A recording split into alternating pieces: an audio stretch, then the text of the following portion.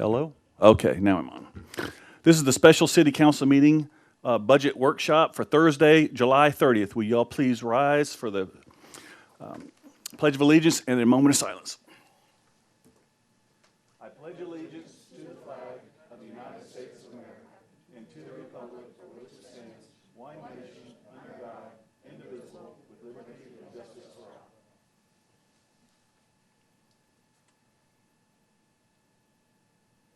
You may be seated. I think on my very first council meeting as mayor, I said, would you please rise for the national anthem? Did I say that right? And nobody sang it, so, okay. So we want to start off with, Yep, Mr. Mayor, members of council, I'd like to make a motion to amend the, what is this called? the agenda. Agenda, thank you. I would like to move item 2 up to item 1 and have public comments before we go through the budget. I have a council motion. Do I have a workshop. second? Second. Second. All in favor, please signify by saying aye. Aye. Okay, we will start off with public comments. Well, Ryan. Fast. I hadn't been here, so. All right, we step public comments. If you'll step up to the microphone, Terry Prosser, please give me your name and your address, and you've got 3 minutes. All right. Terry Prosser, 2037 Manila Bay Lane, TK, of course. I would hope that this might be a forum that discussion could be given to the budgeting of the water department for specifically the software package that is available to us and has been for some time. With the new meters, we are able to have access as residents to go online and see our water usage, not only by the month or our bill, but actually by the hour. You can also program it so that you get an alert. If you have a leak of any significance within your home, it can send you an email and I believe a text message to alert you to that fact. 2 years ago, when I first came across this, the expense was approximately $12,000 for the community. It's probably gone up. I think it's based on the number of users. I'm not sure if any investigation's been done in the last year or so. I have had some conversation with different people of the council and Charlie in regards to it.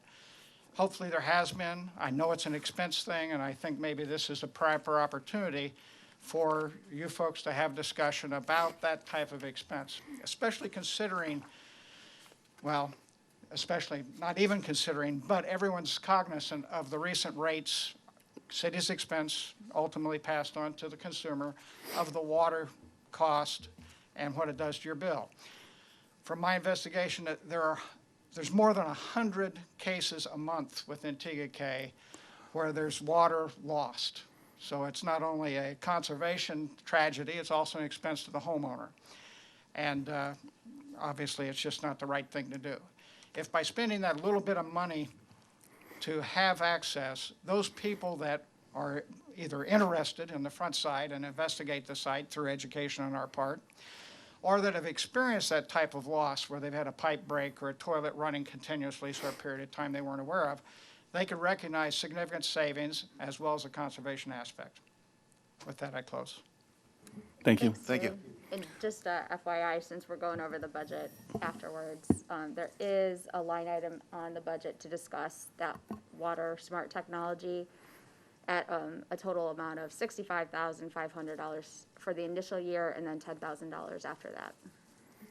I'm sorry. 65,000 for the initial year and then 10,000 per year after that. Is that right? Well, that's a significant difference from what I experienced before, but I would As still a- like consideration to it. All right, Absolutely, thanks. thank you. Next up is that Mattis? I'll let you say your last name. Zelinkus? You can tell me your last name. I was probably close.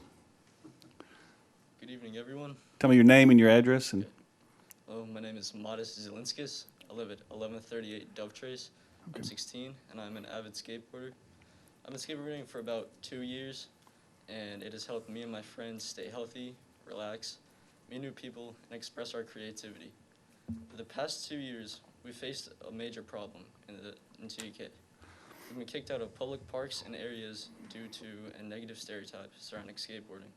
People think that we're here to cause trouble and hurt the community, which is entirely not true. What we actually want is a safe place close to home where people of all ages can come and skate freely together. 2 weeks ago, I started a petition aiming to create a community skate ramp here in TUK. That petition gained about 400 supporters, demonstrating a large local support and demand for a skate park in our area. Due to this, I believe that something similar to a skate park built in Waxhaw would be better fitted to our needs. I understand that the skate park is a large project, but even a smaller skate park or just a couple of ramps would be a step towards our goal of an inclusive skate space for BMX riders, scooters, rollerbladers, and skateboarders like us. I'd be willing to raise funds for this project, and I've actually done some research about the total cost, or the estimated cost. It's about $20 to $45 per square foot. And I appreciate all that TUK has done towards traditional recreational activities like disc golf and pickleball, but local support shows that today's youth would truly appreciate a place to skate freely in TUK and surrounding communities. Thank you for allowing me to present my idea to you tonight, and please consider my proposal. I just have a question. Are you talking, a skate park, is that looks like a swimming pool that you skate up and down? Is that? Well, it could be ramps, it could be ledges, rails. And combination of about all how those. many, since it's 20 to 40 square foot, about what kind of size do you need? Well, a small skate park is about 3,000 square feet, but you could. It's not very go big. small. As I said, a couple of ramps would work fine. Just we want a place where we could express our creativity and practice our hobbies freely. And I have some comments from the public here on my Okay, you petition. can leave them here, we'll look at them. Are you familiar with Catawba Park going in the future? I mean, is that something we, there's not room for it? Where would we put if we did to a skateboard park, where would we have room to do it? Well, we'll have to find a place to, I was actually thinking about Lookout Park. There's some underutilized area down by the practice disc golf holes, I guess. Seems to be pretty flat. okay. Could there be some space over by like the tennis courts since the maintenance facility is moving out of that area? The maintenance facility isn't moving. We've moved a lot of it, but the building itself still has to stay. We still use all that for storage, for a lot of storage of equipment and whatnot. But we've got your contact, sorry, I should be talking to this. We've got your contact information, so myself and our Parks Recreation Director be happy to talk with you further and start identifying areas where it might could go, and then start working on design and cost and things like that, and help you bring back a full proposal to the city council. Okay, All thank right? you. Hey, great job, buddy. Thank you. Coming. Anybody else want to public speak before we close public speaking, if you didn't have a chance to sign up? All right, hearing none, seeing none, now we're going to move on to the regular business. If you guys want to hang around, you can. This part gets pretty boring, but you're welcome to stay. The parking lot's open, you can skate there for a bit. If there was a way we could get They'll out of it, kick you we'd be out. right behind you, but. All right, let's move on to the council budget workshop. And Charlie, that's all yours. Thank you, Mayor, members of council.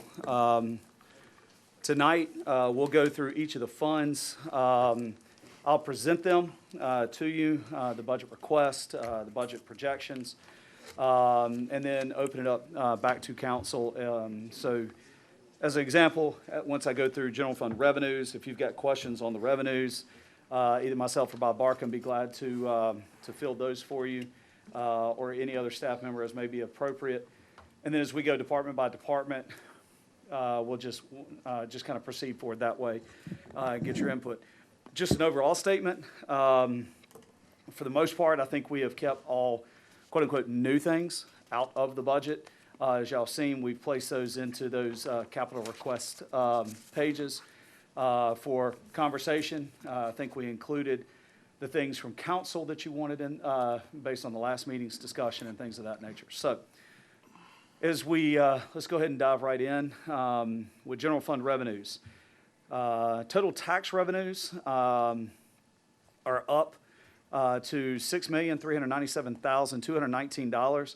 You'll notice to the side there for your real property tax, your auto tax, and for the property tax, we've only put that in as a 96% collection rate. Up until this current fiscal year, we've typically collected 99.6% of what the county has told us they were going to be billing out. and we get those projections from them in May as they move into their budget year in July. That's what we did for this current fiscal year. And then in October, they told us, oh, whoops, we billed out less. So it ended up being only about 96% of what they had told us in May. So what we've used here is 96% of the number that they have given us thus far.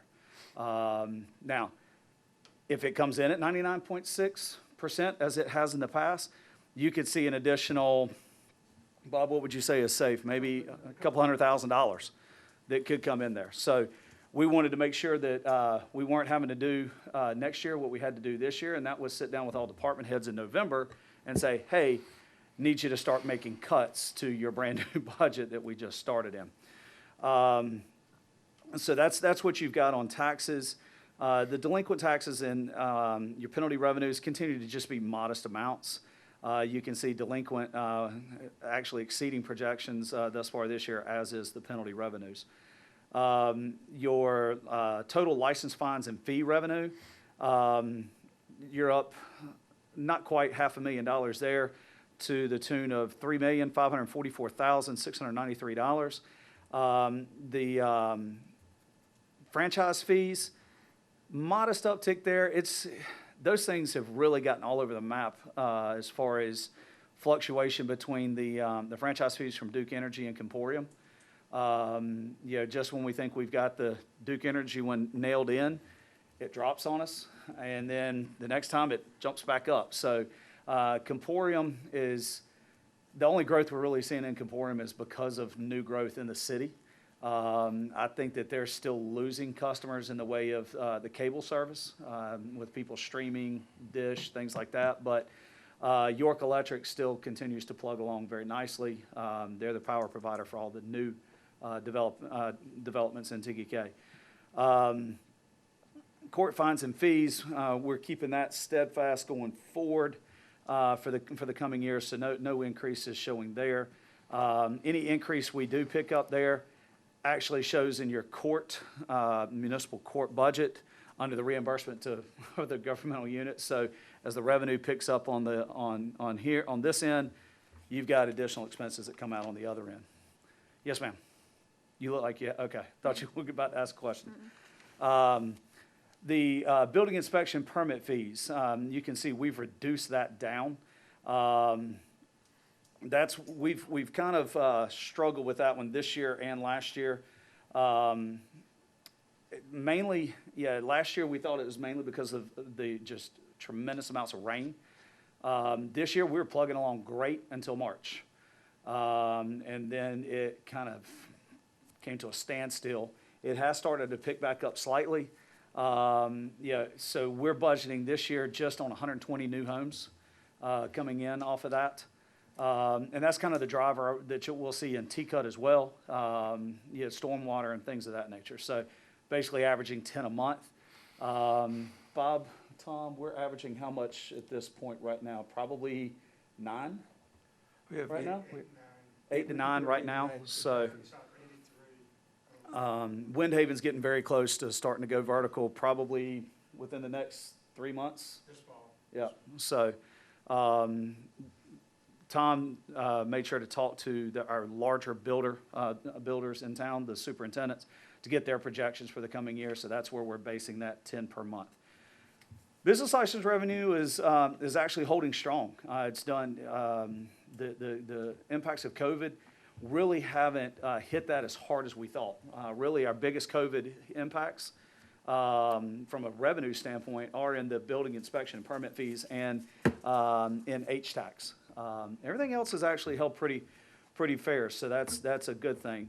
I doubt very seriously, especially in our community, that we'll see an impact from COVID on property taxes, like some other communities may as they go into their new fiscal year.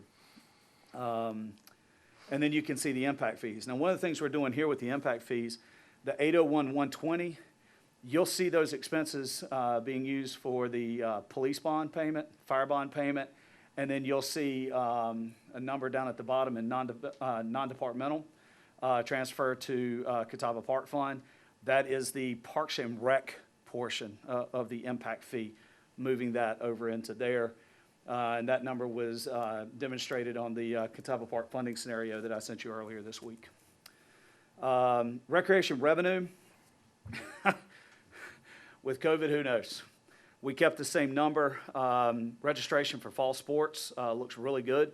We're getting close to 1,200 people, 1,200 participants at this point, Joey? We're close to 1,100. Okay, close to 1,100 kids.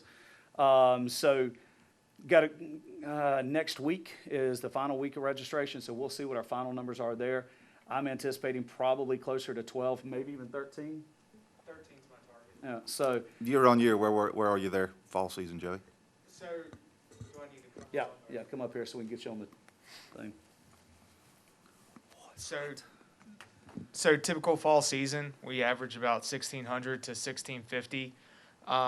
Due to the limitations with the Fort Mill School District fields this year not having the cap or Gold Hill, we began to limit several of our age groups just to be able to plan accordingly for the field shortfalls that we're going to experience. But based off of the numbers where we sit today, I think we'll be around 1,300 when it's all said and done. This past spring, we started off with 1,900 youth participants before we had to shut everything down. When we did the re-register type thing for the summer program, we ended up with just over 1,000 kids, right, Joey? Yeah, so a little over 1,000 kids came back. That was good. We were able to get our kickball league in and our men's softball league. The women's softball league, they determined they didn't want to participate, so we let the team captains make that decision. So we're keeping that rec revenue where it's at now. If that goes down, obviously there'll be expenses in the Parks and Rec budget that'll also come down in the way of uniforms, referees, things of that nature, expenses. Fewer kids, fewer games, fewer expenses that we would have. The river access parking, that's the new revenue item. Council, I think we've had a lot of conversation, especially here recently, on the river access. This envisions us charging $15 per car starting first weekend of May. That's a day, right? Per day. Yeah, so once you come in, it's $15. If you leave and you decide to come back, it's $15. So not charging by the head, it's just by the vehicle. So, we'll be, as we roll this out next year, we'll be encouraging people to have carpool, things of that nature. Is that similar to Ebenezer? What does Ebenezer charge? Ebenezer, it's been a long time since I've been there, but we can double check with the county and get that number for you. As we talked with our folks with Duke on this, they're 100% comfortable with $10 to $15. Either one didn't have any balk about it. They said we just need to know what it is once you decide to do it. So they're fully supportive of it. It doesn't require any FERC approvals and things of that nature like we're having to go through right now on getting those parking lots done. So once we decide, or council decides to do it, all we have to do is just send just a quick note to Duke, let them know and what the charges are. We are going to keep it to the weekends. Their biggest concern was affecting the fishermen. I don't think you're going to find too many fishermen. I think they avoid it like the plague on Saturdays and Sundays. So just charging on Saturdays and Sundays. Starting And the first week. holidays. Yes, sir. We'll start the first weekend of May and go all the way through Labor Day with it. I think we totaled up, looking at the calendar, it's a total of about 20 weekends. And what's our investment to get that for? Do we have to? We'll get down to that in the Parks and Rec budget, but basically you've got about $2,000 for a modular prefab shelter type thing. We'll have to work things out with York Electric to get power run to it, get one of those squares. We've got a tablet. That way we're not having to worry about somebody being down there with cash. They'll just be swiping as folks come in. We'll get that directed into the appropriate accounts. And then our park attendants, now this is river access and at Windjammer, I think had a total impact of about 17,000 and change. We've got that shown in the Parks and Rec budget. So we're to the net good, no doubt, with just charging down at the river I access. was mostly thinking about the parking pad we have to build, or we're gonna have to pour concrete, or we have to pour some asphalt or something, or. You talking about for the what now? For the parking part of the river access. No, we're gonna do gravel, compacted gravel, which we would have to put down before the asphalt that we were gonna pave anyway. So instead of creating just some new random parking lot, we're actually using the dimensions off of two parking lots that were scheduled for Catawba Park. And Tim's working on getting bids for the one that's attached to the actual existing parking lot now. Okay. And Duke has agreed to share that cost with us. So as we get into probably late August, early September, we'll start reviewing those bids with Duke and then determining whether we're going to manage it or they're going to manage it, who's going to invoice who, and get all those agreements set before we break ground. Quick question on the $15 per car. Yes, Will ma'am. we have, like, I know that when you go river rafting with a bunch of people, like, you have to bring 2 vehicles, like, to one spot, or, We usually drop them off by the pump house. Drop one okay, at so the pump 2 house. vehicle Yeah, part usually will you be drop at the more cars bottom. down on the That makes tail sense, end and okay. then shuttle up to the top end. Okay, so will ma'am. there be any, like, if folks do need to do just a quick drop-off for their, like, kids that are meeting, you know, someone to go on a, We'll have to work through that Yeah. and figure that out. yeah, Yeah, I mean, there's definitely still some questions that we'll have to answer on ourselves, especially, if we have river outfitters come back. right. Working out some type of price point on them, kind of like a season pass, so to speak, that would be fair and equitable for them, because they are paying a business license and things of that nature to the city. Obviously, we don't want to charge them $15 when they're actually helping us by picking up people at remote spots and bringing them in. So we'll have to go through those. So as we work through the details of that, we'll bring that back to council. Okay. I just want to piggyback on what Ryan said, with the million or so, whatever they spent at Ebenezer. I mean, it's 2 totally different uses. I mean, we got Oh, it people absolutely is. kayaking and tubing, they got people, hanging out for the day, fishing, whatever. But I think it'd behoove us to reach out to them and find out what their fee schedule will be once they finish with it. Absolutely. Just so we can have a feel for what it is. I like that idea. Last time I was in there, it was like $5 to come and just drop your boat in and take it out on the lake, but I don't know, that's been years. So I'm sure they've got fees for camping, fees for just coming in without a boat, probably fees for boats. But yeah, we can get that information from their staff and share that with y'all probably by next week. Perfect. Our York County recreation money is going up slightly. We still have not been able to convince the county to increase that. They basically keep citing Act 380, a portion of Act 388, which everybody always equates to what it did to school funding. But there are a lot of other parts of Act 388. And I disagree with them, but I don't have anything concrete on it, mainly because it's a special tax district.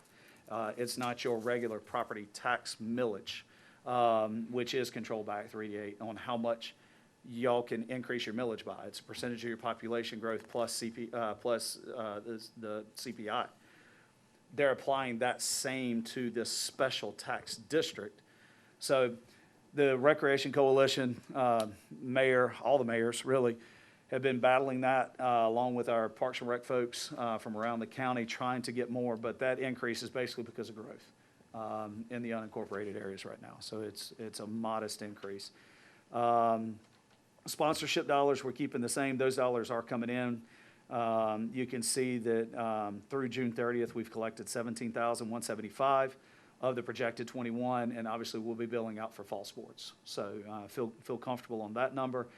The only thing that gives us pause on the sponsorships is the Piedmont sponsorship. We don't have any indication that they're not going to continue on as the title sponsor, but if they don't, we'll work with the TK Forever group to try to find a new title sponsor. And that's 10, right? That's correct. They give us 10. Yes, ma'am. And because the concession revenue is non-existent this year and is always pretty modest, we just eliminated that out of that area. Our park rentals are picking up.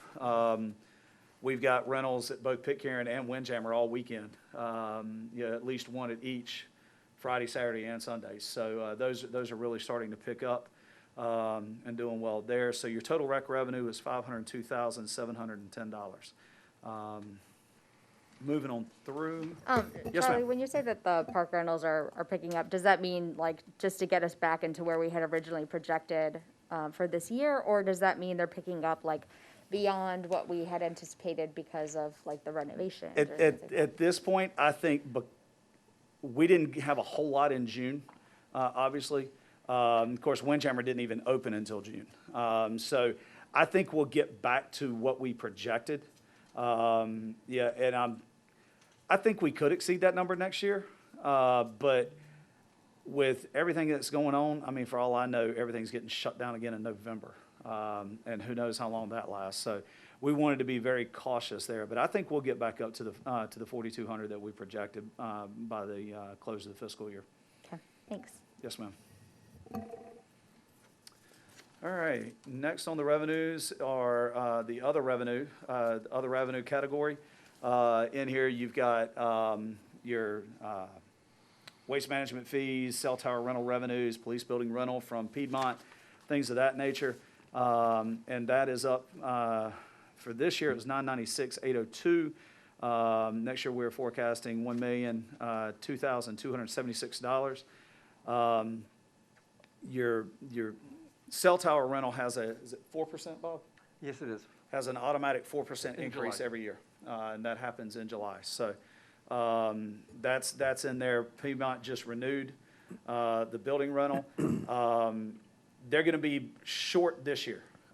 They just couldn't do it for a couple months, so they're tacking that on. So by the end of the fiscal year, we won't be at the 7,200, but they are making that up to us, correct? We might be, Charlie. You think? It depends, yeah. Okay, It depends on if they have the money.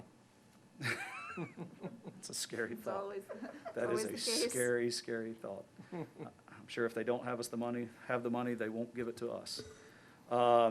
Your parking tickets, I do want to touch on that. Heather had included that in her questions earlier this afternoon. So bulk of our parking tickets are written June, July, August, when people are at primarily Windjammer, Pitcairn, Beach and Swim Center.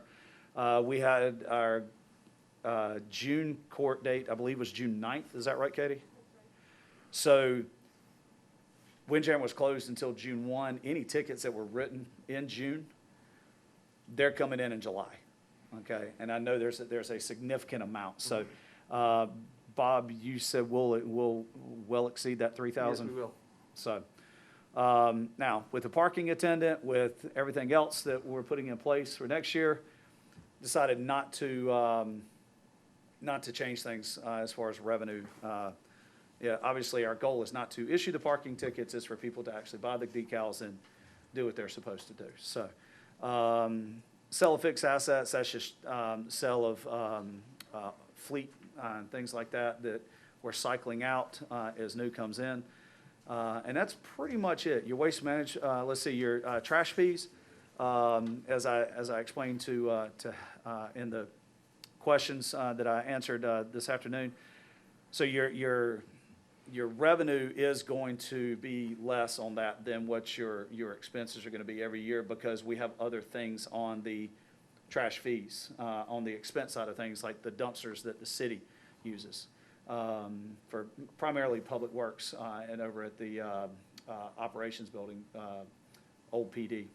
So that's your revenue line items, showing a total revenues of $11,627,564 for projected for fiscal year 2021. Yeah, two quick questions. With all the tickets that have been issued down at the Catawba, at the landing, the access, I mean, and here again, I don't mind leaving that at $3,000, but we do expect that to come up quite a bit too. I mean, those are ours to keep, correct? No, so those are not ordinance violation tickets, those are UTTs, correct, Chief? The parking violations, blocking streets and things like that down at New Gray Rock? They are ordinance, so those would be ours to keep, yes, sir. Okay.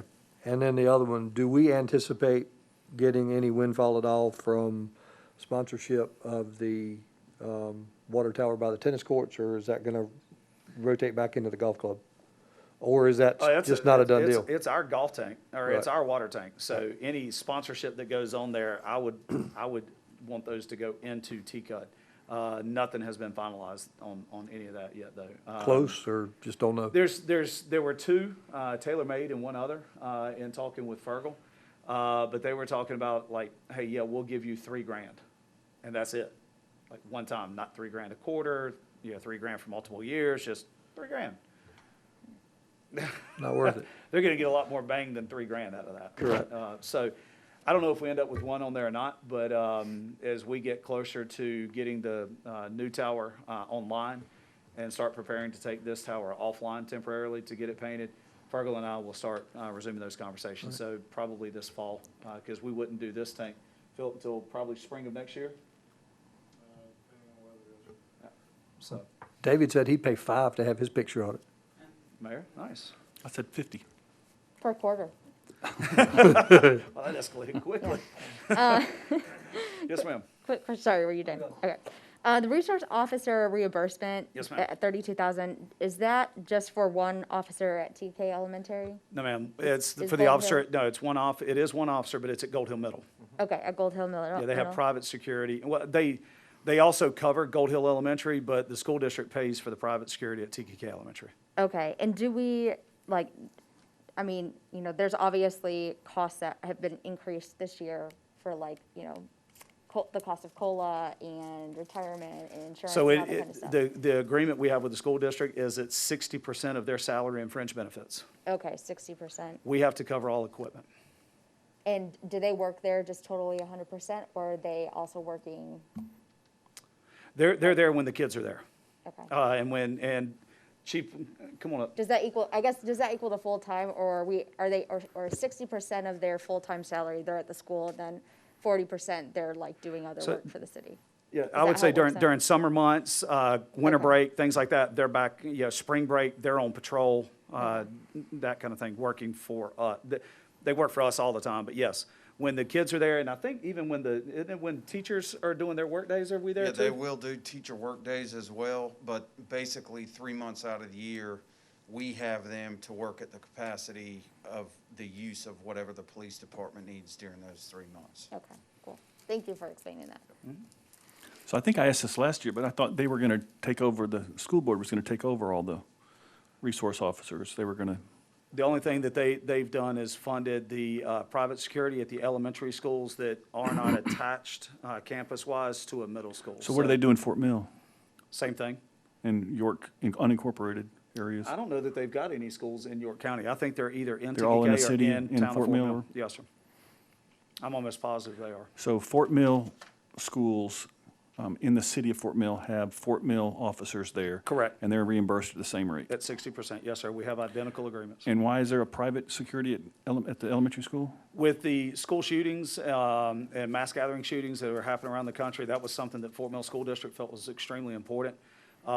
They had conversations with us and Town of Fort Mill, both Chief Parker and Chief Helms, about potentially increasing and putting law enforcement there, but decided, and I wasn't privy to those conversations, but decided to hire the private security. In all elementary schools? Well, in the elementary schools that are not attached to it, so Gold Hill Elementary, Gold Hill Middle, Right. they don't put a private security in there, so from time to time, our officer that's at the Right. middle school will go over and So check Pleasant on the Knoll elementary school. Would be when they have the private, they don't I have think a- they've only got maybe 4 or 5 in the district that Yeah. are just a solo isolated elementary school. Yes, sir.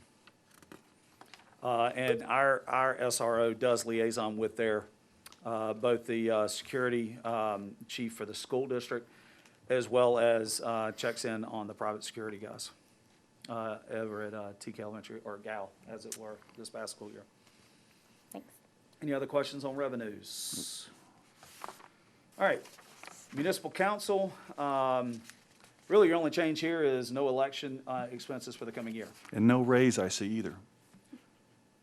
It's up to you guys. Give it to you. Y'all can do it if you want, but per state law, it can't go in until after it can't go into effect until after the next general election. So y'all can No, we weren't, look up not, who's running. no, no. Getting in the next one. We're not running, we're good.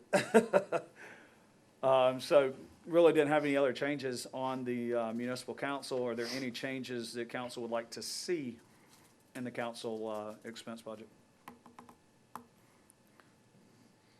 Is that Kirby on the retirement? Do what now? No, we have to make those contributions. Oh, you as have, the no matter employer. what? That is our pay into PIBA. Municipal court? So your total expenses there at slight downtick. Most of that, you picked up a good chunk on salaries and wages. That comes from taking Donna Dorado, who is our clerk of court, also making her a assistant judge. So now we've got our primary judge, Judge Bice. We have Judge Sexton in agreement with York County, who has done a tremendous job for us. I just can't thank him enough with helping covering on weekends for bonds and warrants and things like that. Holidays, he's really done a tremendous job helping out. He and Judge Bice kind of alternate on that. And Donna has done an amazing job helping with the warrants and stuff as well. So it's really, really worked out well. So that's kind of where you see your biggest thing. Now, I do want to call your attention to the last three line items. The victim's assistance and the public defender, those are new, but it was actually breaking those out from the reimbursement of other governmental units, which is where they used to be. And that just comes from direction from court administration with the state after our court audit. They wanted to see those as separate, not lumped in with the others. So that's where that came from. So the number's the same, Basically, yes, sir. within dollars. Yes, sir. Correct. It was just a separation. Correct. Any questions, comments, changes for municipal court? Hearing none, we'll keep rolling. Admin, administration department. Your total projected budget here is at $774,117.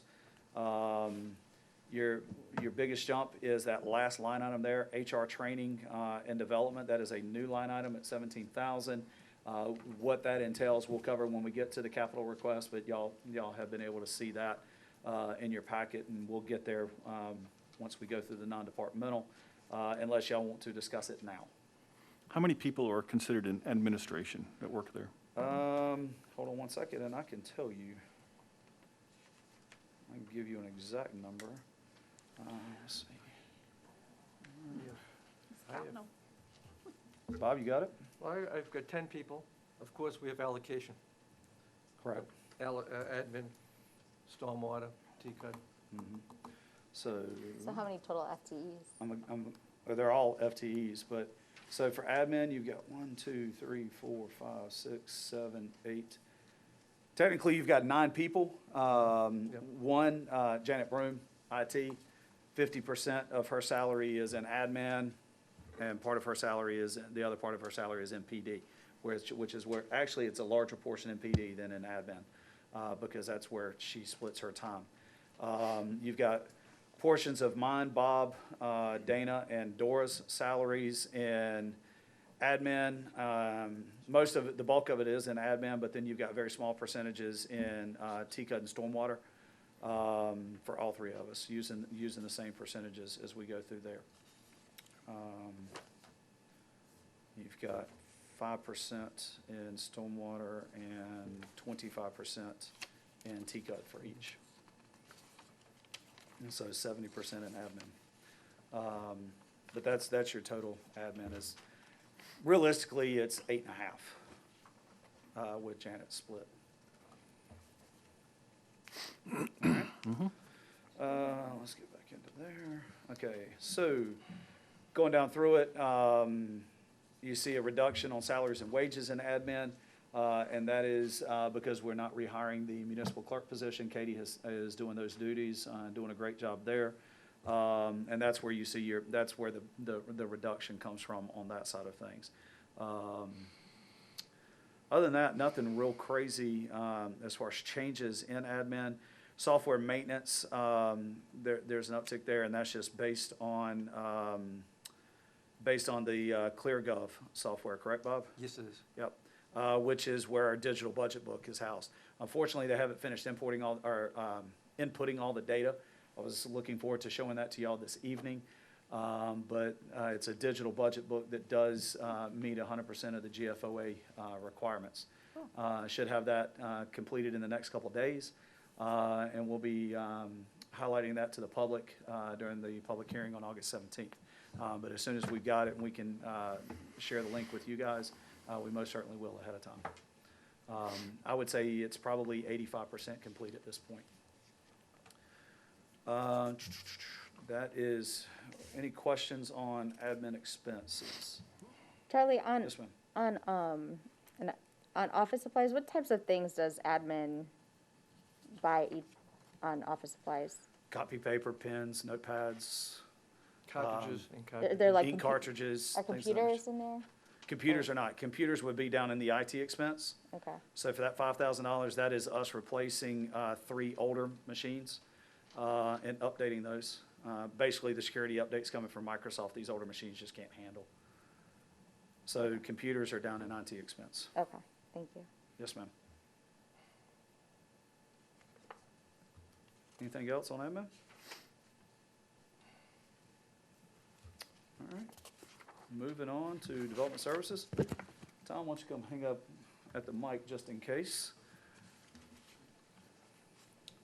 So for development services, we've got a decent little decrease. We're at 585,291 projected for this year, down to $563,730. Obviously, the biggest change there is in the comp plan. We don't have to budget for that this coming year. That is 100%. It's complete on that update, so we won't have to mess around with that again for another 5 years. And Tom, how many people work there in developmental services? 7, 7.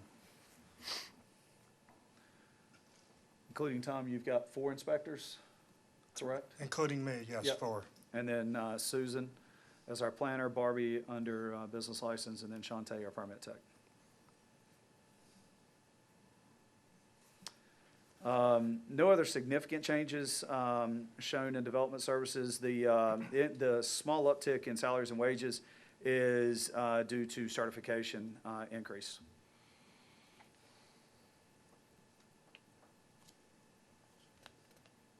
Any other questions on development services? Nope.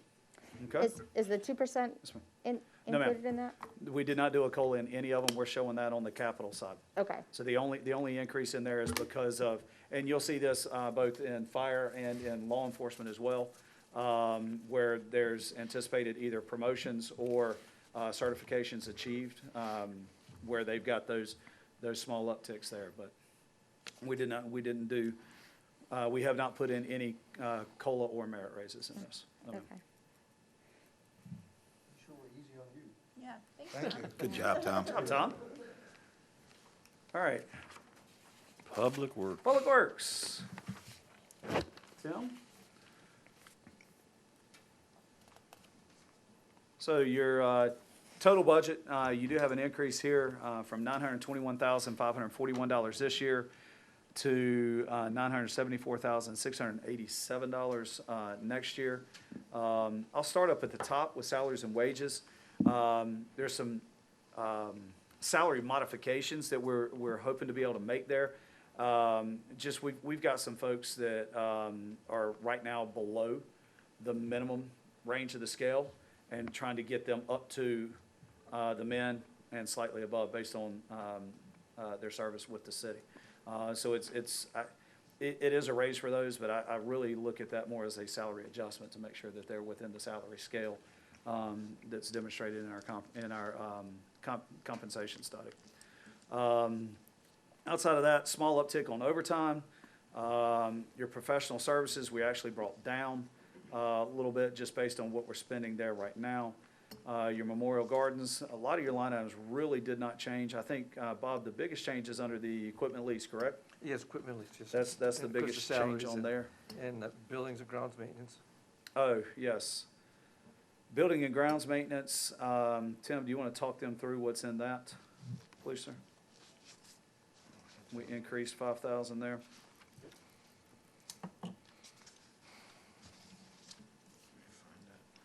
That was for, Which line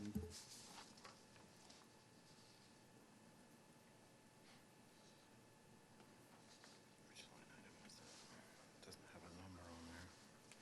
Mine are by numbers. Buildings and grounds at the shop. yes,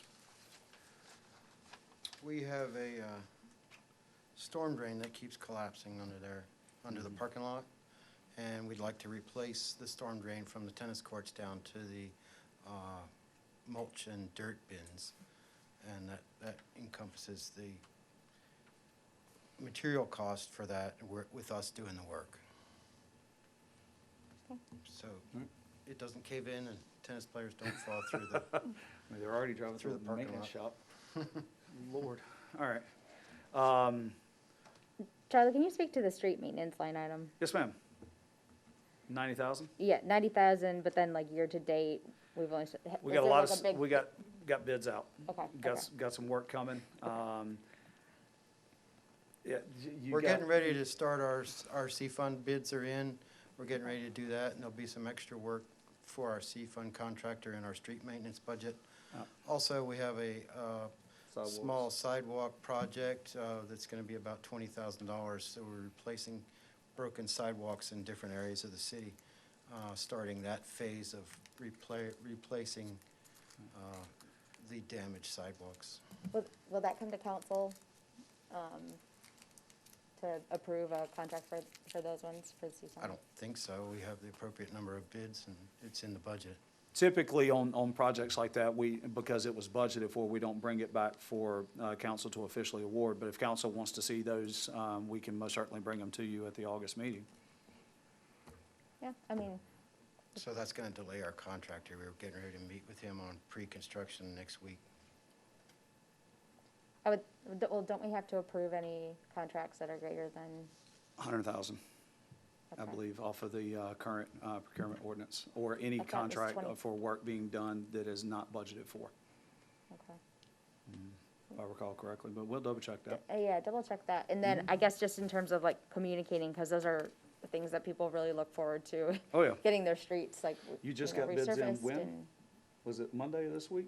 That was sidewalk bid. Okay. C-Fund was 2 weeks ago. Okay. Yeah. It's just another opportunity to let people know what we're doing, the Yeah, good work we're absolutely. doing. It's on the website. Anything else? Communicating to the people who live where you're doing the projects. Oh, is yeah, what we she's always referring do to. that. We put notices on every mailbox. Thanks. Anything else on Public Works? What is the equipment lease jump? So this year, it was because, as I explained in the response back to y'all this afternoon, when we did the equipment lease, there was lots of various departments in there, and it was just an error. Plain and simple. I don't know how else to explain it. It was something that we missed. We had the total amount, but we didn't have what needed to be here as part of that amount. As a It's form of- not a new purchase or things like that. It's what actually belongs towards the Public Works. Bob, do you have the list of what is in that equipment lease? We have two items. We have an item for $7,111 and another one for $28,000. It's the, for the, it's the Excavator and the backhoe? mowers and et cetera. Yeah. No, you got the mowers. builders and et cetera. mowers and stuff, yep. And you've got the excavator in there. The backhoe is in stormwater. Right. Your tree work, we reduced a little bit. It went up this year because of the removal of the red tips. We could bring it down further if that's what council wants to do, but this gives Tim the opportunity to take care of hazardous trees before the storms get them and things of that nature. So we did back it down some, but wanted to make you aware that there's probably a little more room there if need be, but I feel good about the 15,000 number that Tim has provided. Do we anticipate for landscape maintenance in like whatever we have planned to the end of the year, spending all that, the full $25,000 that's budgeted? Not sure that that's going to completely get used up by the end of the fiscal year. Okay. The reason why I'm asking is, just because I saw that it was at 10, well, almost 11,000, and we had budgeted 25, if there's any opportunities to, fund some of those Next year upcoming, things? next year things in this year's budget, I From was an just looking for those opportunities. I would say from an expense side, just a line item, yeah, I think there is. The concern that I have is because of the downturn on the Some things, revenue it's stuff. balancing on others. Just Yeah. trying to, be tight where we can. Yep. But that's something that we can definitely continue to look at as we move through these next 2 months, That makes for sense. certain, no doubt. Anything else for Tim in Public Works? All right, Tim. Awesome, thank you. Awesome. Go hang out with the skateboarders out there. enforcement. So, small uptick, total on there, you've got 2,889,632 this year, projected for next year, $2,916,732. Because it was asked, in the document Heather had sent, the LPRs, those are license plate readers. In two separate conversations, it was funny, and they were probably within a month of each other. Couple weeks, yeah. Mayor O'Neill had asked, and Councilmember Overman had asked. And Steve, before we get into all the line items, can you kind of walk council through those LPRs, locations, what they do for you, what they would do for us as a city? Yep, so I'll just read you a little bit. Mayor and council, the TK Police Department works diligent every day and night to ensure safety and security of residents of this great city. We as a police department have enhanced our technological capabilities over the past 5 years to help combat crime and criminals who in turn are using enhanced technologies to commit crimes. To continue our goal to keep crime out of TKK to protect citizens, we have a need for an invaluable piece of equipment. License plate readers are the law enforcement tool of the 21st century. With the capability to automatically run and track license plate, we as an agency would be notified of all stolen cars that enter our city, as well as potentially wanted people who come into TKK to commit crimes. So if their tag has been entered in as a murderer in Simpsonville, South Carolina, and they come into our city, we'll be notified the minute that they come into our city. Can you talk through the locations? The locations of these, we would put one at New Gray Rock Road, right before Gardendale, so we would get the threshold coming in that way. The other one would be at Dam Road, right off of 160, right near the gas station, so it would catch all of that threshold. The third location would be Stonehaven, coming right at Stonecrest, coming right at Walmart, so right in the island area is where I discussed. And then the fourth location would be at the new neighborhood, the first road cut there for Windhaven. Where they're putting in the meter vault right now, where they're tearing up the road, right there. Yep, right there would be the fourth location. That would catch 90% of all people that come in. There would still be two locations. Cameron Creek. Coming in off of 160. And then if you entered in basically in the area of Taco Bell, we wouldn't catch those, but we would catch a good 90% of all people that came into the area. And how secure are those? Can anybody mess with them? Can anybody break them? Can anybody? Absolutely. So the good thing about the company that we've researched is there's 3 companies. One of them gave us a quote of $156,000. One of them is $11,000. But the one is a reoccurring $10,000 cost yearly, and they replace them if they break. They replace them if they're stolen. They update them. The maintenance is taken care of. It's turnkey. They take care of you, and that's why they have that yearly fee. Greenville's went to Flock Safety is the one that appears to be the best and the best priced. Fort Mill has just found 22 locations that they're putting them up, and somebody had come up to look at all our policies from Sherraw, and actually took our whole policy book and adopted it, but he had just gotten it, and they recovered 9 stolen vehicles in 1 month. Wow. Chief, the video from these are in the cloud, is that correct? Yes, correct. And they send you alerts into dispatch? It does 2 things. It'll alert our phones, so all the officers will get an alert on their phone, and it'll alert dispatch, so dispatch knows the location of which tower it came into. So it is like video footage versus just like something that No, scans in? It's a picture. It's a picture. It's a okay. picture. It's a Yeah, it takes a snapshot picture. Okay. And you can actually take, which we have this problem all the time, people come into Walmart and stealing, but the camera out in the parking lot will get a partial plate. We can plug those partial plates in, so the next time they enter into Walmart, which usually it's repeat offenders, it will alert us on the partial plate.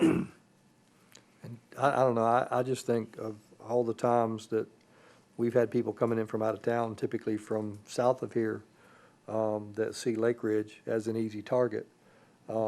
Almost every instance, when you've caught people, correct me if I'm wrong, they've been in a stolen car. Well, you don't know that they're there until somebody catches them at 4 o'clock in the morning trying to break into their car. With this technology, when they pull into the neighborhood, you'd be alerted that they were there. You'd catch them before they ever started. That is the concept. And I guess like, just thinking forward, so this year we'll get 4. There's 2 more spots they've identified that could potentially get more, so that might be a request in an upcoming year. Plus, once Windhaven's built and there's a Correct. connection to Yes. Zora Road, there We might. definitely want one in the back one, absolutely, Yes, yes. absolutely. And they're, Interesting. after that, they're 2,000 per camera after that. So for identifying that, increasing in years, to see how the program works, see how we're successful, see if this is something we definitely need. That could be something we could come back to council next year or the year after and ask. And the reason we've got this in software maintenance is because it is a reoccurring cost and it's not something we can capitalize. More or less, I mean, the way they work it, it's more or less we're paying rent on those cameras, more than anything. Any me, chance you it- could let me know if my tag's about to expire? You could almost, I mean, am I crazy? Could you not almost ask, Walmart to pay for one, or whoever leases all the property around Taco Bell and The Greystone. Toastery? I mean, can you not ask, say, hey, we've got some great technology here. We could definitely Two- have those two- conversations two- for the. $2 for the grand, you additional can have ones. a- Sure. License plate reader, entering your property. Can you also enter tag numbers in there so that somebody who, like, say, they beat their wife and they've got a, what do you call it when you can't? Domestic violence They got a warrant. Domestic warrant or something like that? If so we you- have a car associated with the person at the time of arrest, then yes, we can enter that car. Of course, that doesn't automatically mean that they're in that car, but yes. So it's the time of arrest. I'm saying if you got a, what's it called when somebody can't visit the house? Uh, Can yes, you sir. enter restraining their, order or something a like that? restraining order, can you enter Abs- their license plate in there so that you know if they come in? If it was on the protection order that was a car that he was associated or she was associated with, then yes, we could Okay, that's absolutely good, do that's that. cool, that's good. And it reads the back, it reads the license plate Yes, sir. from the back, Just- so you get a it- picture from the back. It takes a quick snapshot of most every car. It doesn't hit all of them, but it's 99%. It gets all of them. It's on the setup, and it takes a snapshot, and then it just alerts us if it's entered into NCIC and goes through SLED and FBI.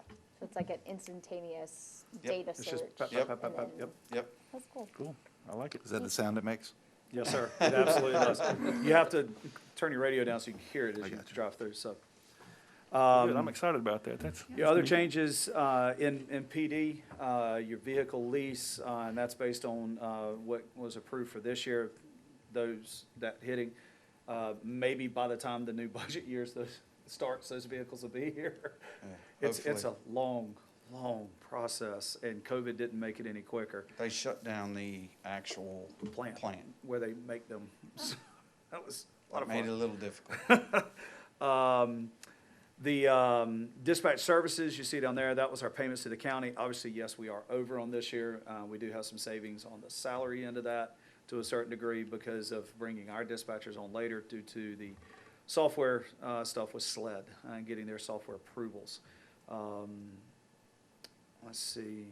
And on the salaries and wages, that does include the dispatch, our dispatchers for an entire 26 pay period year. Chief, the dispatchers have been hired, training, they're gonna do some stuff with Rock Hill. Can you talk through that, just a quick minute with council? So I want to say our dispatch supervisor is doing an amazing job. She came from Fort Mill and transferred over to here. And we have hired 2 York County, they're already certified and qualified dispatchers that applied. And then we have 2 newer dispatchers. We've placed them in a week-long of scenario training. We've done 1 week of dispatch certification training, which they've already taken. August 2nd, is that Monday, or August 3rd? They're going down to the academy to take basic detention school for 3 weeks. And then they'll come back, they'll do 1 week of Zerker software training, which is our new software that we're getting ready to get starting September 8th, that we've been in the process for the last 2 years. And they will have completed basically a 2.5 month, very good, and they are going to Rock Hill for 1 week because Rock Hill already has Zerker, and I wanted them to be very familiar with their system. So it's been amazing. Our dispatch supervisor has done a great job. I think they're ready, and I think it's going to be very successful. And we're already seeing the fruits from the jail side of things. We were at near 50,000 2 years ago on jail housing to this year. We're right at about 12, or I don't know what we're at right now. As of June 30th, it was $7,432. So we're seeing the fruits of that in different areas to include fuel and prisoner housing and different things. It's been very successful. Any other questions for Were Steve? we able to capture, are we going to be able to capture that 911 fee? No, sir. We spoke about that before. That's all going to the county. York County is the call center for the county, so whoever is the call center gets it. So if I call 911 right here, in 2 years from now, it's not going to you, it's going to, It hits the county first and then is automatically switched to us. when they answer, it switched to us. Yep. They'll say, you need police, EMS, fire. They say police. I say, where are you at? They tell them, and then they switch it, and they're on the line together with our dispatcher and their dispatcher at the same time. If it's fire EMS, obviously, then it stays with the county call, with the county dispatcher. Our dispatchers won't be dispatching fire, just law enforcement. One quick question, on the building grounds and maintenance, so when I see that, is that a transfer over to Public Works? Does Public Works do the maintenance on all of our facilities? Pretty much, yes, ma'am. I mean, I would say the vast majority of it, Okay. yes. Changing light bulbs, small repairs, things like that. If it's a big repair, we may have to bring in a contractor or something like that, but for the most part, that's done. That's buying the materials for our folks to actually perform the labor. Okay, so and- that's like landscaping and anything inside as Like well? that, one of those specific charges for the uptick is the generator that we now have. So we have a contract to have our generator, has to be serviced yearly, and that was one of the big upticks in that area. Cool. Thanks. I just wanted to understand that one. Right. Most of our facility maintenance is handled by temp staff. I would say probably 90% of it is, yes, ma'am. And so is that just a transfer to his budget, or is this, is When that covered in Tim's his folks have to go budget? purchase things like light bulbs and things for the police department, it charges to that line Okay. item. Cleaning Correct. supplies, Correct. different things. Gotcha. Yep. Makes sense. Thanks. Any other questions for Chief? When do we expect those readers? So he pretty much said that he thinks he could probably be in a 3-month window from the time that we get approved. So he felt pretty confident. We actually did a site plan, so he's in advance with our site plan. So we're in good shape. There is some things that I have to ask with Duke Power and some different things if we Permission to use use a poles. pole. Oh, yeah. But that could hold us up slightly, but overall, we feel like we're gonna be in a good position. Good, good. Yeah, we wouldn't be able to issue the purchase order for it until October 1. And then from here on out, you said it's $2,000 more for each camera for future? Yes, sir. Okay. Great, thank you. Anything else? Bet you all are happy that I sent my questions via email, huh? Yes, ma'am. Awful quiet down there now. All right, moving along to fire department. Believe it or not, we've actually got a little reduction here in our fire services, so. Okay. Good job, Chief. The only fire department in the state. So, just real briefly, and then I'm going to turn it over to Chief Hasty. This year, we had forecasted a budget of $1,998,882.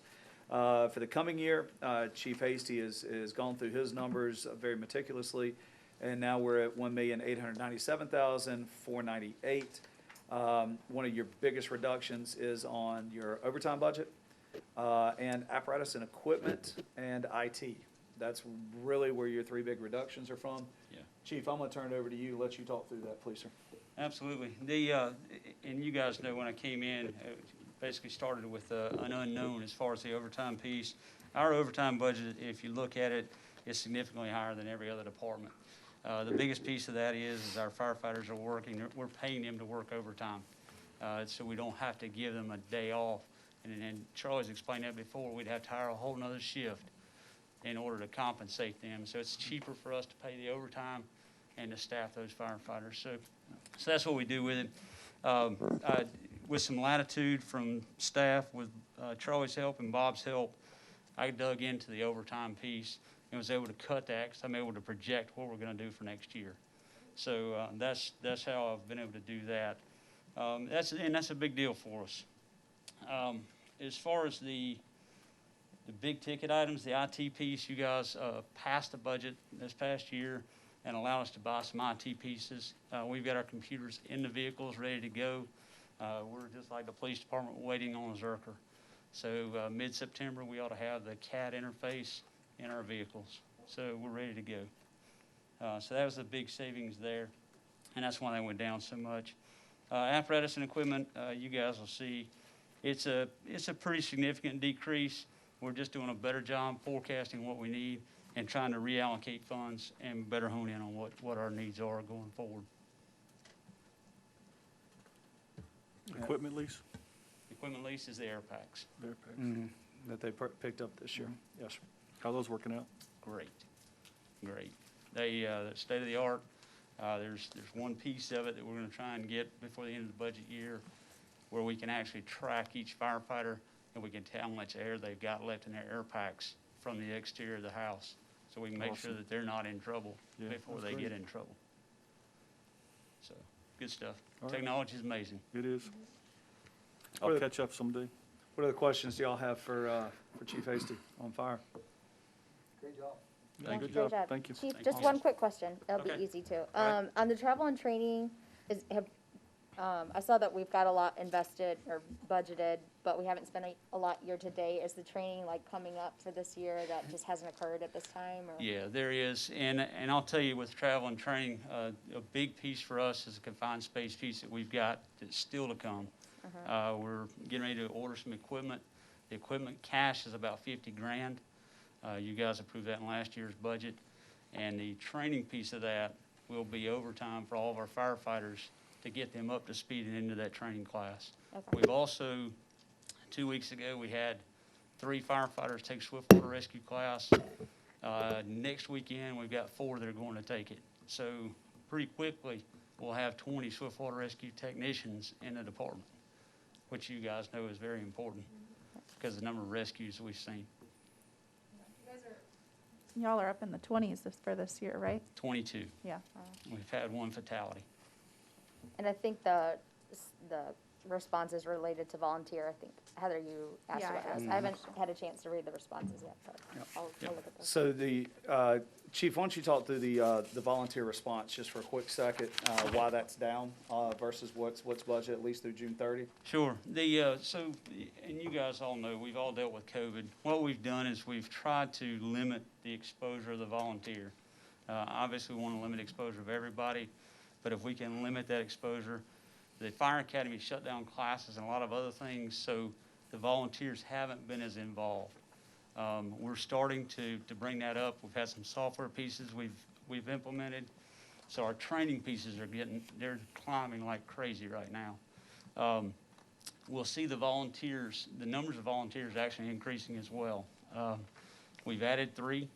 We potentially have 3 more that we're getting ready to add. So with that, the numbers will go up. We've also adjusted the cost a little bit. So we're paying the volunteers to respond to calls inside the city. So, we're doing that by hour. So it's pretty good. We've tweaked the system a little bit this year and cleaned it up a little bit. So, we continue to modify that. We may see that number stay low. Hope we see that number climb, towards the 6,000. But, it's dependent on volunteer response. So, and the contribution to the fire department was actually made this week, Bob? It was made in mid-July sometime. Yeah, so it'll show up on the July numbers. That's why you don't see it here on the June 30 numbers. And they use that for? That's the insurance and stuff that they have on Station 2 and workers' comp too, Yeah, right? yeah, they've On the got- volunteers. yeah. So They've, it's to cover that yeah, and they expense just that they used have. a big piece of that. Yeah. We had an issue at the station, so, Yeah. Cool. so thank you. Thank you. Thanks, Chief. Well, thanks, Chief. Next up, Parks and Recreation. So your existing, your current forecasted budget is $668,997. Projected for FY 2021 is $686,888. You've got really two big changes here. One under the, I'll go from the bottom up, capital outlay for $8,000, which we'll talk about here in just a few minutes, but I know council has seen what that is already. And then we've put in the seasonal part-time staff. Those are the park attendants at the $17,600. And that, you're looking at part-time attendants, we're imagining probably having to hire 6 of them, just to make sure every weekend is covered and things of that nature. Be a great job for a high school kid, college kid home for the summer that's just looking for something, easy job. They make more than the mayor, Working don't hours. they? Do what? Yeah. They will pay make more than- We're, Yeah. right, this I'm is game. forecasting paying them at $13 an hour. If they make more than the mayor, they make more. Maybe than- I'll apply. Way more than us. Come on, we'll have applications ready. How many So- people work in the Parks Rec? 7, including myself. 3 maintenance staff, 3 programmers plus Joey. Just curious what the jump is in cell phone expense from 25 to 45. You're seeing a transfer from the beach club, the Parks and Rec Right. side of You're things. seeing is that on taking- salaries as well. When we get to the beach club budget, Is that the 5%? Is that, I saw like 5%. Did it go down? we reduced it down to help the beach club budget, moved it back over into here. Correct. How do we do cell phones at the city? Is it, do we purchase and pay for the plans ourselves, or do we do employee reimbursement? No, they're all through the city. We've got a government rate with Verizon. I would say 95, if not, Tim, it's probably all of them are on the priority plan. Yeah, so all of them are. So a lot of our field phones, the PD, maintenance guys, things like that, are free.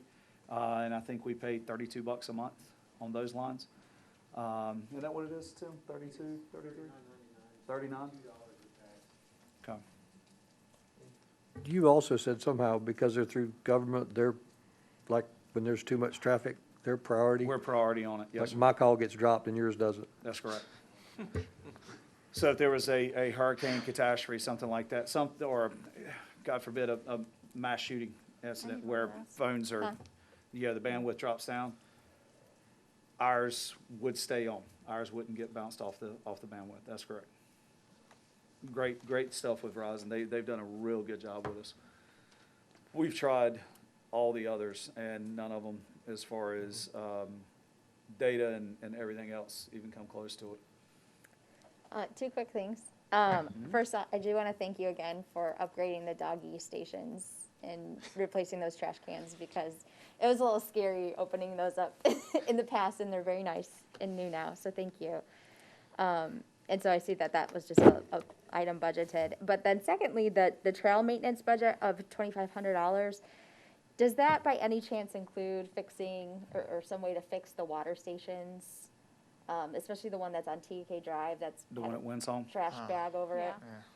Yeah. Well, right now, it's got that because it's just a bubbler fountain, and with COVID, we don't want people sharing and using it. Okay, that makes sense. But yeah, we need to replace it, probably with something similar to what we did at Trailhead, but We've had a lot of issues with that one and the Yeah. one at Rundy. Yeah, It's yeah. it's been an ongoing struggle with both of those units. Yeah. the one at Trailhead was $5,000, $6,000? I believe is between 4,000 and 5,000. Oh. I think it's like 4,600. And I think the pedestal version of that is closer to 8. Okay. So, Is that on our radar? yes, Okay, it is. Okay. Yes, ma'am. thanks. So when we do, you got park maintenance 55, does that count, does that cover like the tennis courts if they need maintenance or anything like that? Yes. It wouldn't cover resurfacing. Right. Well, it would, but Yeah. then we couldn't do anything else. Nets, windscreens, things of that sort, replacement. Trash goes cans, going that seats. way. Am I benches. hearing that there's cracks down there again that need to be repaired? There's always gonna be minor cracks. They I are think minor. They are minor, they're just yes, minor? They they're not don't make a severe. ball turn different ways or anything? No, sir. Because I haven't been down and looked or anything. No, sir. The upper tennis courts, they do need some repair work, and Pinnacle is covering that out of their budget in this coming fiscal year. But the lower ones, what's the plan on doing any maintenance down at the lower tennis courts? We, as I explained, I believe I got a request from Mr. Jordan, and I explained to him that, you know, due to COVID, we're trying to save everything we can for this current budget year, but absolutely in October, the winter, specifically a lower use time where you can actually make the repairs, that's when we would target potentially patching. It those wouldn't be a courts. resurface. I mean, Yeah, we're talking not to the point of $20-something resurface. thousand. Yeah, you're talking about a Yeah, I major get expense there. I wonder if we ought to start thinking about a contingency fund or something, stuff that pops up, and we're always telling people, it's not in this budget, we gotta wait till next year or something, when we can do we gotta have some money to do something, I don't know, what could possibly, we need a contingency fund, but there's always something that pops up that, and we always tell everybody, what in the budget, we can't do it. Well, And we it's- did save $300,000 2 fiscal years, not this past year, but 2 years ago. Do we still have that $300,000 we pulled aside for? It's in your fund Capital. balance. It's in a fund balance and it's in a savings account. One thing. But we can use, impact fees, parks impact fees to do park maintenance, can't we? Not maintenance, no, sir. No It has to be maintenance. capital. Has to be capital. Has to be per state law, yes, sir.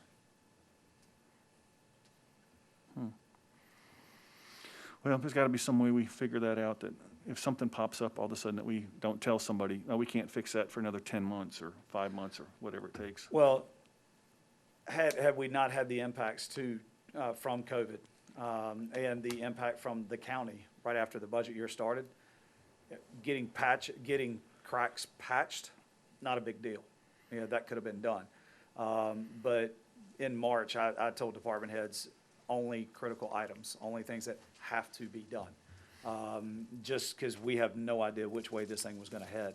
I mean, it impacted hospitality tax by, Bob, what would you say, about $50,000? Yeah, it's about 40,000. Yeah. Things are starting to trend well or better in the hospitality tax end of things. We're starting to see a small uptick on the building inspection, building permit side of things with new home permits, but not at the level where I would say, hey, look, let's go ahead and patch that, stuff at the tennis court when, you know what, let's pick that up in October. Yeah, and do it then, and let's just keep monitoring and slow rolling, more or less, through this fiscal year, was the direction I gave department heads.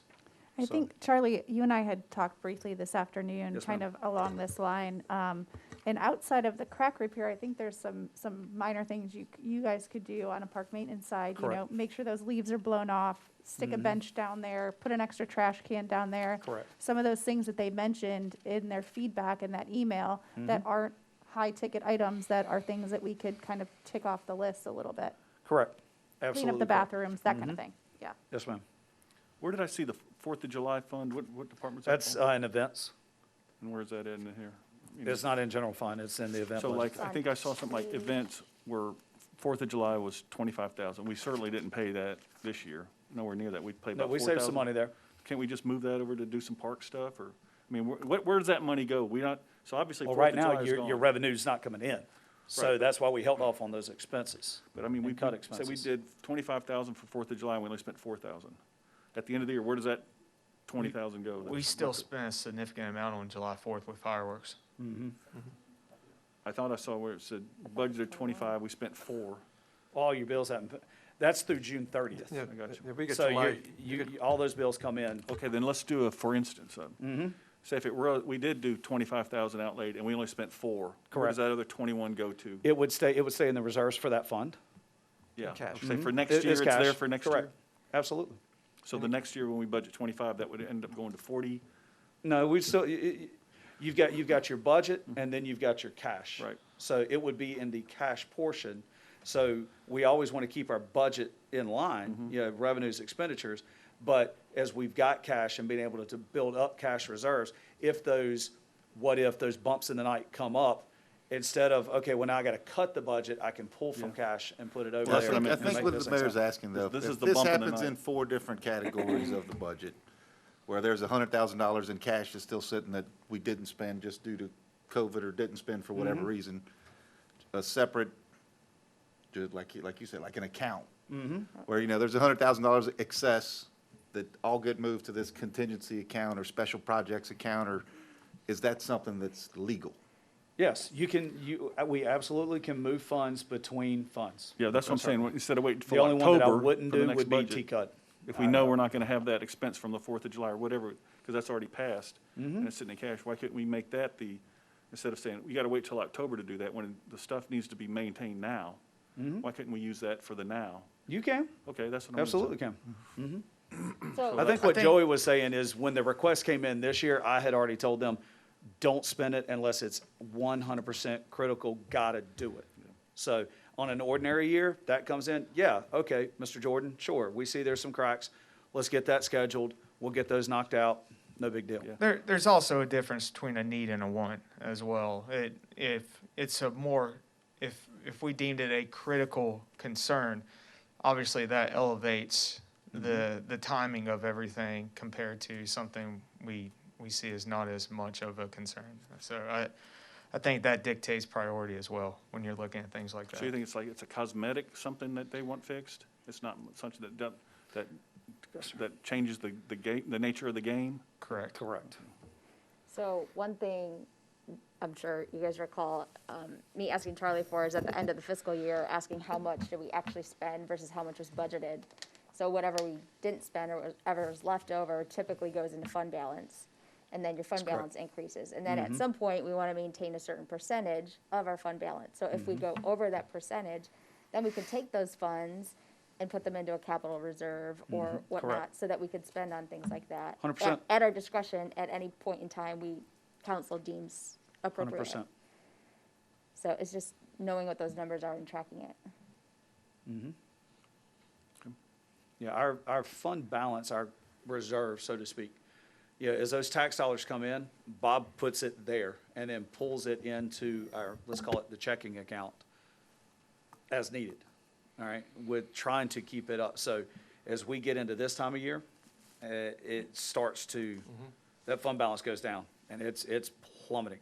But then come December, starts to turn up. January, February, straight up. And then it kind of flattens off.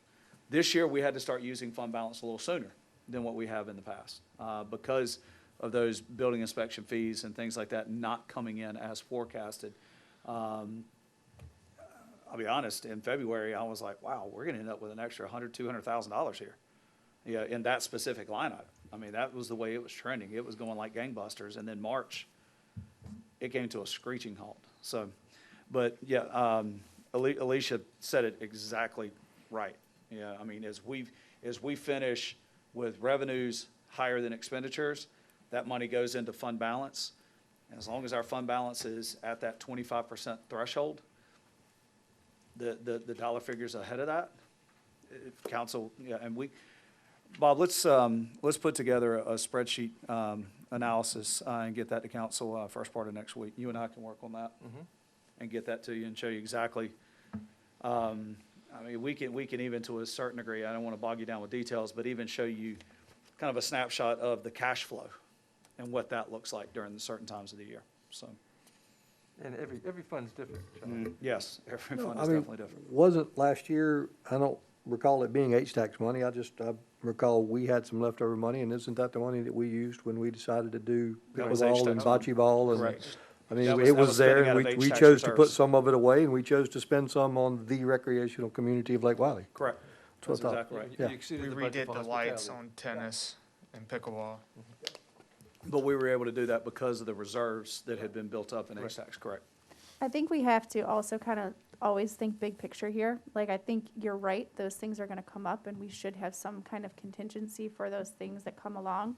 But we also want to kind of keep our eye on the prize as far as Catawba Park. So if we spend $40,000 to resurface the tennis courts, are we gonna be able to then do the revenue bond in the spring to move Catawba Park forward?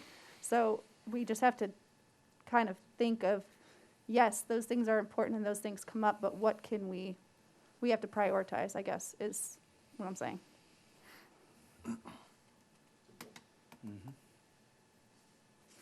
Anything else for Joey on Parks and Rec? Questions, comments, changes you'd like to see? Okay, great. Thank you, Joey. All right. Now, non-departmental, open something real quick. So you've got your legal fees, your bond payments, things of that nature that are showing up in here. I do want to tell you, as you look at your bond payments, obviously the golf greens comes off next year, so that's $51,500, so that's good. The rest of that, hold on, let me pull that back up. Katie, you still got that Excel sheet open, Katie? Nope. Just call out the dates that I've got beside those bonds, the expirations. So let's start at the top. The $7.5 million, that was the golf course acquisition and the building of the Glennon Center. That's the referendum bond. Yes, I got the dates too, John. Okay, well, go ahead, Bob, if Well, you've got the dates. The Turn your mic on. 7.5 million, the 7.5. Microphone. I'm sorry. The $7.5 million bond, that expires on April 1st, 2030. The $605,000 bond for the bar renovations and administration, April 1st, 2022. The greens have expired. The City Hall expires in 2027. The fire truck. Slow down. Okay, the fire Please take station notes. expires on year 2031. And the police station, I haven't got the exact, I think it was 2033. June 1st. Is it June 1st date on the police station? So those will start ticking off, reducing And I have and the things like complete that. schedule. If you want the exact bond payment schedules, Bob can most certainly email those to you. Just shoot him a note, and let him know if you would like those. Any questions on non-departmental? Your non-departmental is at $3,187,379. So your total general fund expenses right now are showing at $11,307,408. So that means your revenues over expenditures. You've got excess revenues of $320,156 as it stands right now. We have not allocated any of those funds towards operational contingency or anything else.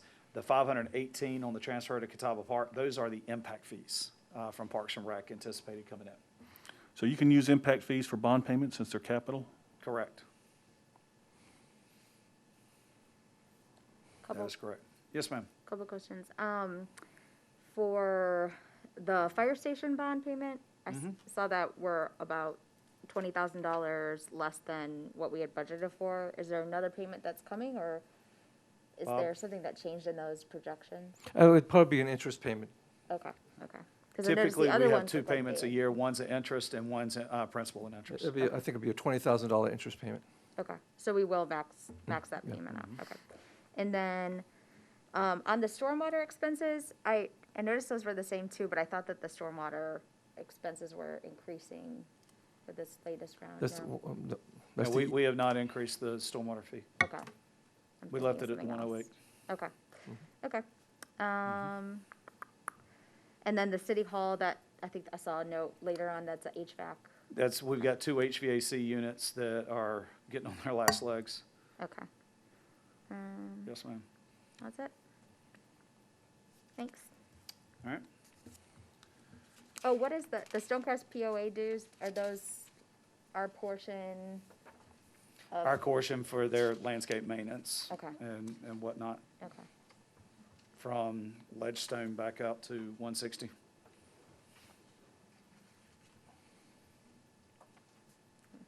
Thanks. And that's done by percentage of property owned as it compares to the entirety of the Stonecrest development. Okay. So under the total of total expenditure, 11,307,408 is 320,156. You're to the good by 320,156, And that correct? goes to just I mean, the- if my recommendation, so your next sheet is the capital request stuff. My recommendation is that we don't put any of that in for the budget right now. My recommendation is that 320,156 just sit as a balancing number in operational contingency. And once we get into March, we see what the tax revenues were. Let's see where our permits, fees, and things of that nature, where they're trending. And then either at your March council meeting or at a special meeting, special council meeting in April, we come back to this capital request list and the things on it and have a conversation about what goes, all right, now let's add this, and, whether it's the engineering for the trails, whether it's COLA for staff, whether it's, the capital things from PD and fire department, those type things, landscaping in Hubert Graham Way, in the median, on Stonecrest Boulevard, and shifting those things back into the budget. My recommendation is we have that conversation in, probably at your March council meeting, would be a good time to do that. Still gives, if the landscaping out on Hubert Graham and the traffic circle, assuming we don't fit that in this fall, on Serenity Point, if council's giving us that direction in March, or if council wants to look at that list and say, okay, this goes in first, this goes in second, this goes in third, that kind of thing, still come back to you in March and let council vote on, okay, this is what we want to spend that operational contingencies on. But Would be right my now, recommendation. you're showing, we have about half of the, all things being considered equal, if it works the way you've got it laid out, about half of the money for the capital requests we have or will have.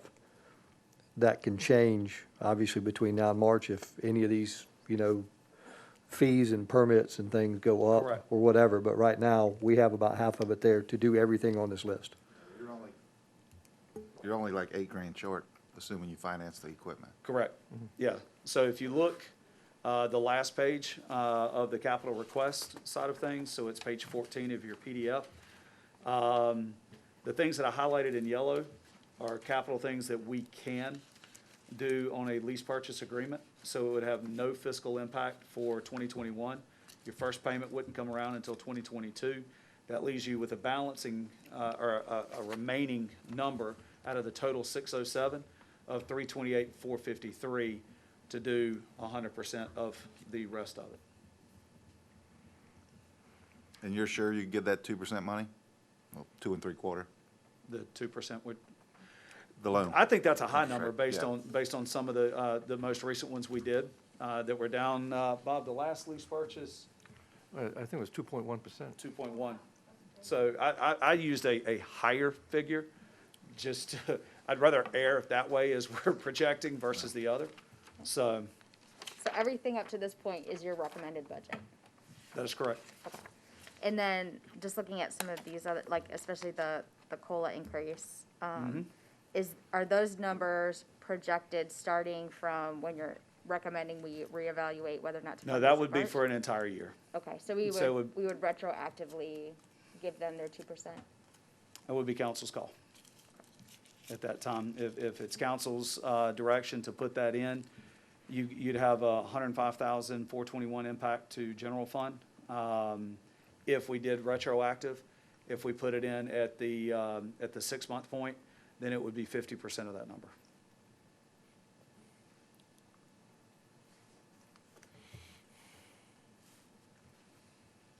And those numbers on the COLA do include the applicable payroll taxes and everything that would go along with that increase.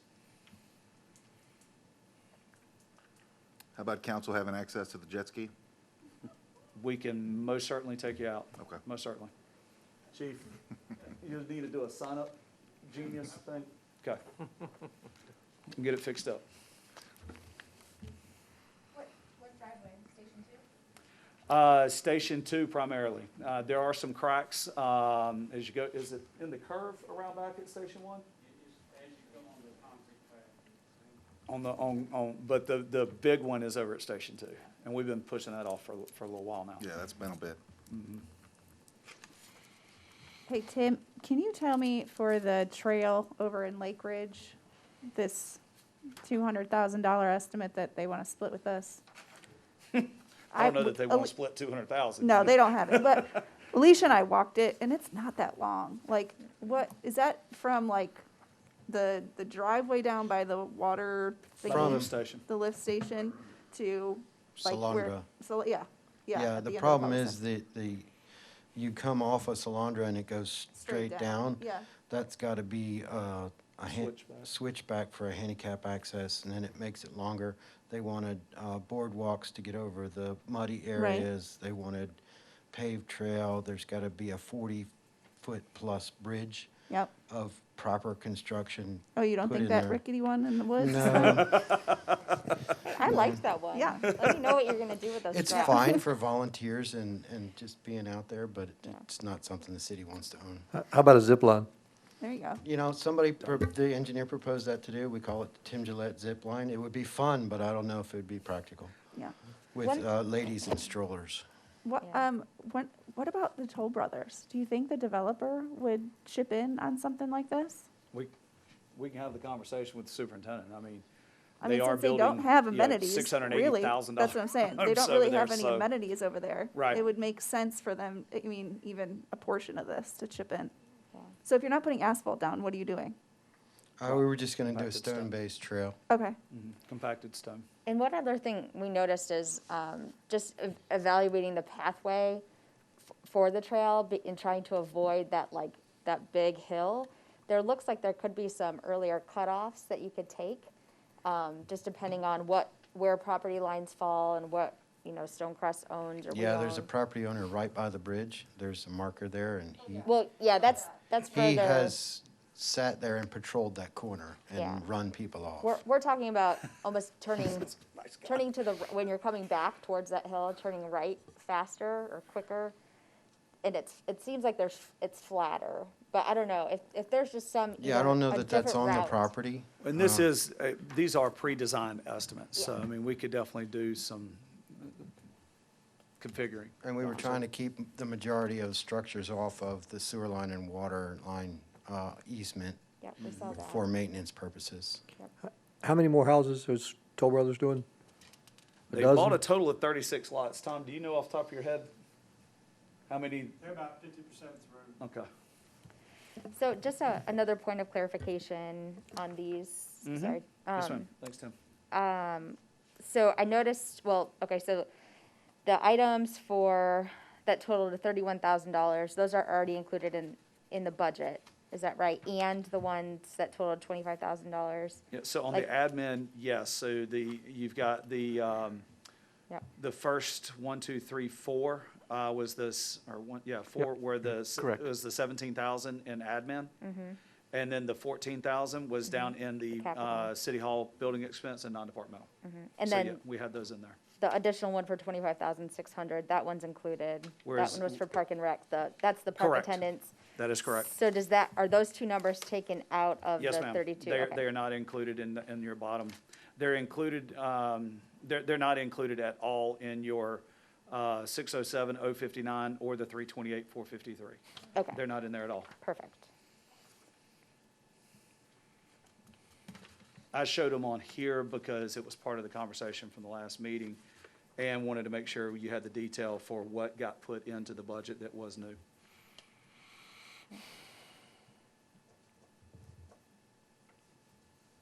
Comments, direction on general fund?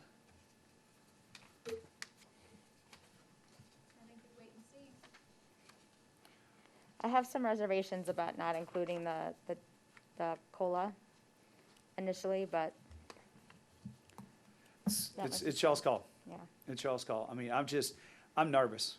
I mean, I'm not nervous about COVID. I'm nervous about what the state is going to do in response to whatever the numbers do come November. That's my biggest reservation. I just cannot get the crystal ball to clean off and show me what that picture looks like. That's why, I mean, believe me, I'd love to give all of staff a 2% and me get none. I'd love to give them 4% and give it to them tomorrow. I would hate to put that in there, and then all of a sudden, we've got to start slicing and dicing the budget because it all plummets come December, January. So your recommendation is?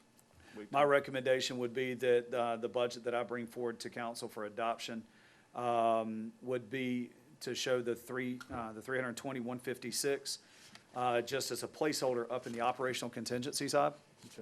Or I could put it as a reserve for capital request. We could change a line item name or add a new line and stick it there. I would like to have, 100 in the operational contingency, just as the in case, but that's when we're doing a budget in July. Yeah, if we're not adding these things in until, March, April, I don't know that you need to stick 100,000 into the operational contingency at that point. And then at your March council meeting, we come back and we discuss the 320, we discuss the things on the sheet, and council gives me direction on where to, how you'd like to see those funds expended. Sounds good to me. Oh, I guess, Yes, ma'am. so, and I realize we can reevaluate it back in March, but just thinking about our employees and how they're really the most important assets, and they're really what gets all of this done. And without them, and just thinking about how the economy is impacting a lot of families, 100%. I would support adding the 2% for employees back into the budget at this point in time, so they can get that Okay. additional level of support, and decreasing, at least on the general fund, the contingency from 320 to Reducing it by the 25, 105? or 215, yeah. Okay. And then plus, of course, T-Cut and all the others. But Right. I mean, just from a competitive standpoint and just, Mm-hmm. wanting to make sure that we're taking care of our employees.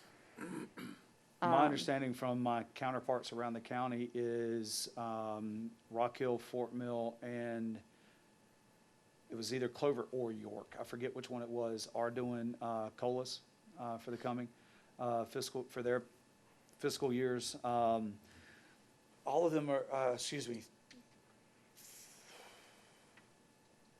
think it was just York is doing a COVID bonus for staff that was working through that, huh? York County. I know county was, but I think York City is. I'm pretty certain York City is as well, but. Doesn't state tell us we have to do a COLA? Didn't they do that in the past? Didn't they tell No, us? they don't mandate it. They tell don't. you what the COLA percentage is. What it is. But they don't mandate that you have to give it. They recommend it. They recommend recommend, it. but And they recommend, you believe that in October, they're gonna recommend a 2%? we've already got the COLA for the coming fiscal year, and it's 1.8. 1.81%, 1.81. I thought it was 1.86. No, it's 1.81. Okay. I'm reading it right here.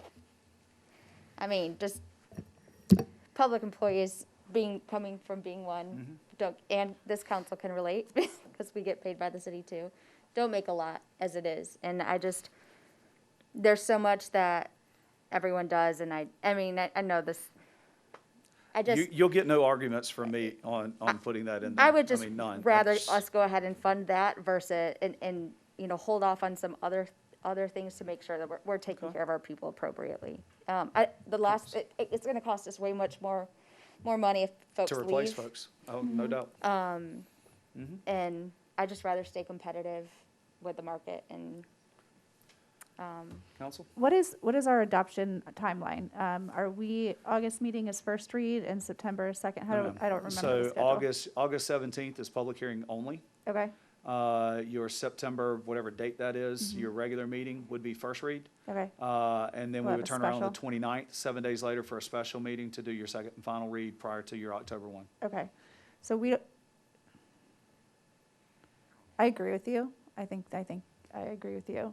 But we also have another month to kind of think about it before we get there I need to know now. what to bring back to you on August 17th. All right, put it in there. Because we've got the public hearing notice that'll be going out, because we've got the 15 days that we have to do that. And then the budgets have to be available for inspection, which will put them online this year for inspection versus people come by City Hall to look at it, kind of thing. What's the direction? What do you want me to do? I mean, I feel you're only as good as the people that represent you, and that's you guys out there, so. Right now, we've got 320 sitting out there. And Okay, put it- which 132 to fund the entire COLA. Okay. Is that correct? Yep, one. Give or take. I think that's correct, yes, sir. Okay, do it in. Put it in there. Okay, Let's move on. thank you very much. We'll make that adjustment. T-Cud budget? T-Cud. Come on up, Phil. So for T-Cud, this year's projected revenues were at $5,217,474. For the coming fiscal year at $5,766,475. As you look across, you can see that your biggest upticks are on water revenue and sewer revenue. Impact fees, that is representing 100 new homes. So on the others, we did 120, but the tap fees usually, it's about 6 months, give or take, before we get those tap fees coming in on that. So that's why we're showing a little bit less on that end of things. You see your impact fees in there, so again, that's based off of your, on that 100 homes. Yes. Your tap fees, we did bring down, as I just said, your water activation fees and everything else. Pretty nominal through there. So any questions on our revenues on T-Cud? None? All right, let's jump into the expenses. They equal expense? Yes, sir. You've got, you do have a balancing act in there. You see the operational contingency. Oh, yeah. 299, 983. That's because we have not put any of the new capital in there. But you can see based on the debts or on the proposed budget, we're at a good ratio, 1.57. So even if those tap fees don't materialize, we've got a good projected cushion in there. So we should be in good shape. Do you have a fund, an operational contingency fund set back on the? We have a reserve fund for T-Cud, yes, What's sir. that, what is that, Bob? Well, it's less than 100,000 right now. Okay. Yeah, we need to build that. Yep. But we do have funds that are tied up that should be freeing up at some point from the SRF. Remember, we had to fund, you know what I'm talking about, Bob? The excess, No, we had to put on the debt for the SRF. yeah, no, that doesn't go away just now. I know it doesn't yet, Yeah. but it will be in the next couple of years, that frees up. I Was it the think it was 50? after 5 years, Charlie. Yeah. It was after 5 years. So what's a typical contingency fund? 20%, 10%? Be nice. God, it'd be wonderful to have Why don't we, T-Cud at why don't we that. work to that? Why don't we, Would love to, We need to stay to that debt bank ratio of 1.20. yeah. is If we- if- 1.2? Well, we gotta stay If above we that. keep coming in, if we're able to continue to produce the budgets that we're at that 1.3, 1.4, we are gonna get there. That is gonna continue to build up. Now, one of the things, Philip, why don't you come on over? Are there questions on the T-Cud budget, or do y'all wanna go ahead and talk about the capital side of Talking about things? expenses. On the expense side of things? Yeah, I mean, I get the I get the, Can you just talk through Revenue. the sludge hauling? I love this one. Such a good one. see, that wasn't me this time. Can we just, how do we get rid of this See, one? as soon as you said sludge, you looked at me, because Buy a pump truck. We actually have 2 drying containers that we pump sludge to, mix a chemical in there, polymer. It dries, we have a company come in and haul it to a farm in North Carolina. That's in our NPDES permit that they're licensed to do that. The other sludge hauling comes into play when we have heavy rain events. And so it's a wild guess of how much rain we get on a yearly basis and how much we have to pump and haul. So we don't treat any sludge and release it here? No. It all goes either to North Carolina, Or to Rock Hill. okay, or to Rock Hill. The sludge, Philip, correct me if I'm wrong, the technical sludge goes to got the him farm in North quarantined. Carolina. But the pump and haul that we have to do from the treatment plants when they're hitting those high demand times with the rain, technically that's not sludge. We're taking gray water and then putting it into this part of the system that goes to Rock Hill. Now, what would, Correct. like, help us, or is there anything that we could do from an infrastructure standpoint that would avoid that in the future? Would that be like another tank? Well, I'm actually working with our contracted engineer now to look at that cost. We have a meeting Monday. I would like to build another 1 million gallon tank, but the numbers that I've gotten in so far are a lot more than what I was wanting. So we're having a meeting Monday to try to dwindle down those numbers. and then to look at that cost analysis to see when our return of investment will be if we decided to go that route. Okay, cool. Is this the one at Plant 4? Yes. Making the increase on the additional capacity there? EQ Yeah. tank, yep. So where we've already got an equalization basin at 4, which is off of hole number 2 of the Pines, increasing that size. Mhm. Anything else on the expenditures before we talk capital on TCUD? So with this one, if you look at that page, you got a total net, a total expense with the generator, additional vehicle, and then even the Water Smart technology at 65.5 of $168,500. Based on where we're sitting from the operational contingency side, you could actually pay cash if you wanted to. I have a hard time on the water technology side. Yeah, it's hard to beat 2% I'd rather money. do the 4-year. We definitely need to do the generator, the backup generator, for certain, in my opinion. I realize Mr. Prosser wants this Water Smart technology. I don't see spending $65,500 for something that I do not think a whole lot of people will use. I was just gonna ask you, I mean, how many people would actually use it? I wouldn't. Well, the people probably that are signed up for electronic billing, which right now, around 1,200 people. I think. 1,200 of how many? 4,200 and change, Yeah, I think, roughly. customers. Yes. I mean, if it was $12,000 like he was talking, Right. that's one story, but $65,000 is a whole lot of money. And then you've got another $10,000 a year, every single year going Yeah, forward. it's based off meters, it's $2.24 per service connection after that. And it's an all or nothing thing, right? We couldn't like. Yes, I mean, Just there's like some the areas customer, that we that- can all right. cut where if we don't need, I got the numbers, if we don't need certain permits, I mean, it's like $1,000 here, $1,000 there, but roughly it's $65,000 initial setup fee, get us online, training, everything. I mean, I love the conservation aspect of it and the fact that people can monitor their whole, but there's so many needs versus wants ahead of it. Yeah, I don't. Well, let me ask, so I think he cited about 100 water leaks, or like a month, that the system could potentially detect, and, Well, I mean, we're already detecting those. We send out, staff to verify those, put a door hanger, whatever the case may be. I wouldn't say an average of 100, it's more like average of probably 20 per month. But with this technology, the customer would have access to their account on their cell phone, they could pay their bill via their cell phone, whatever.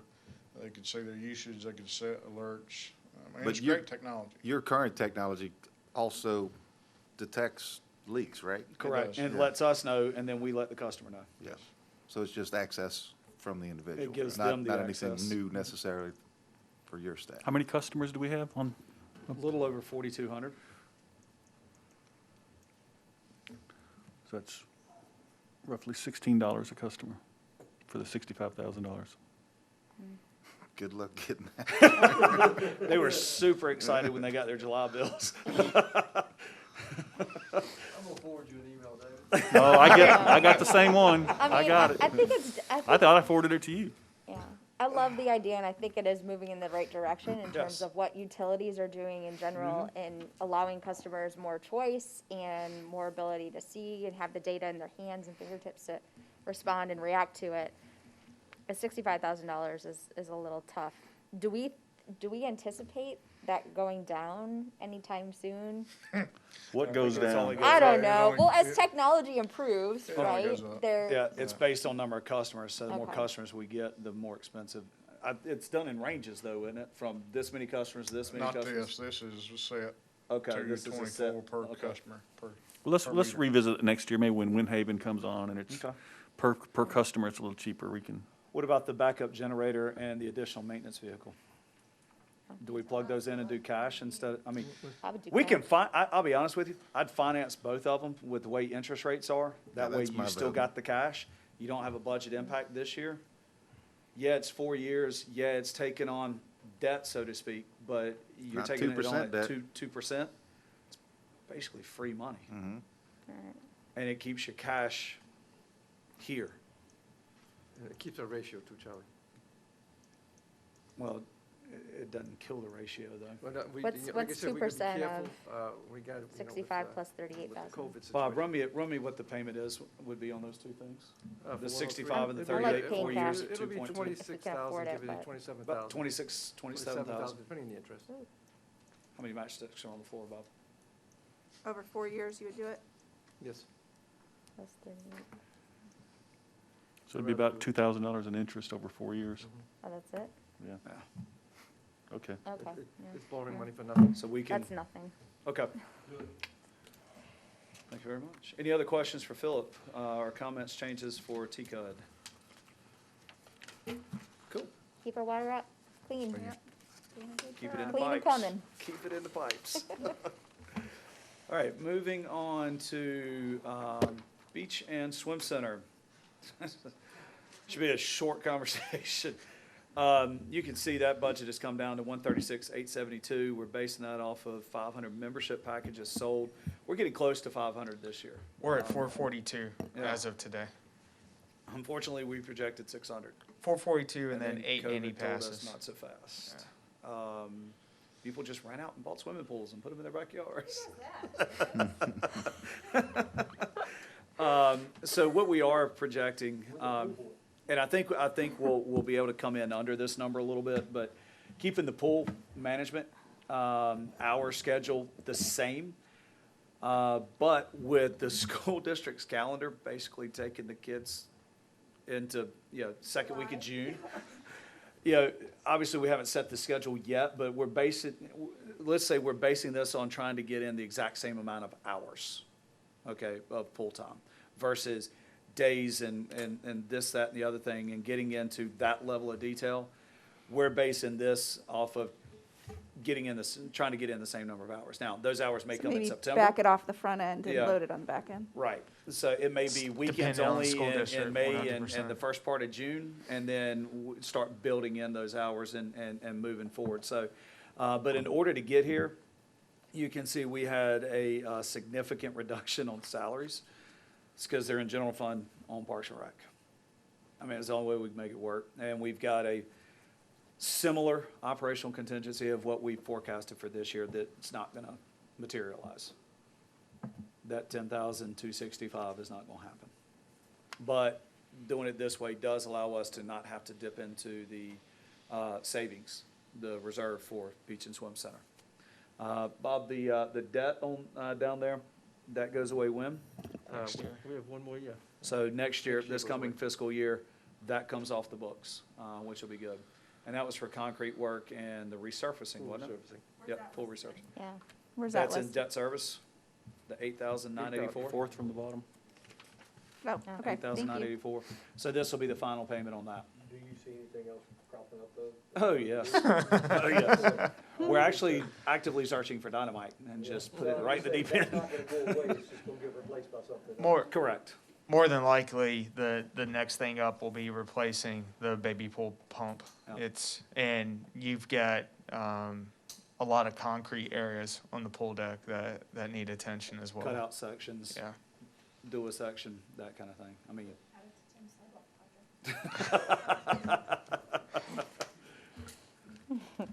So that's the Beach Club budget. There's not much to it, but, we're gonna do everything we can. I mean, I'm hoping that if we're able to go into a normal spring, summer next year. Yeah, I mean, we're at 440 something members. 442. 442. So we're only budgeting for 500 members. We should be able to hit that, with being able to open on time next year, hopefully.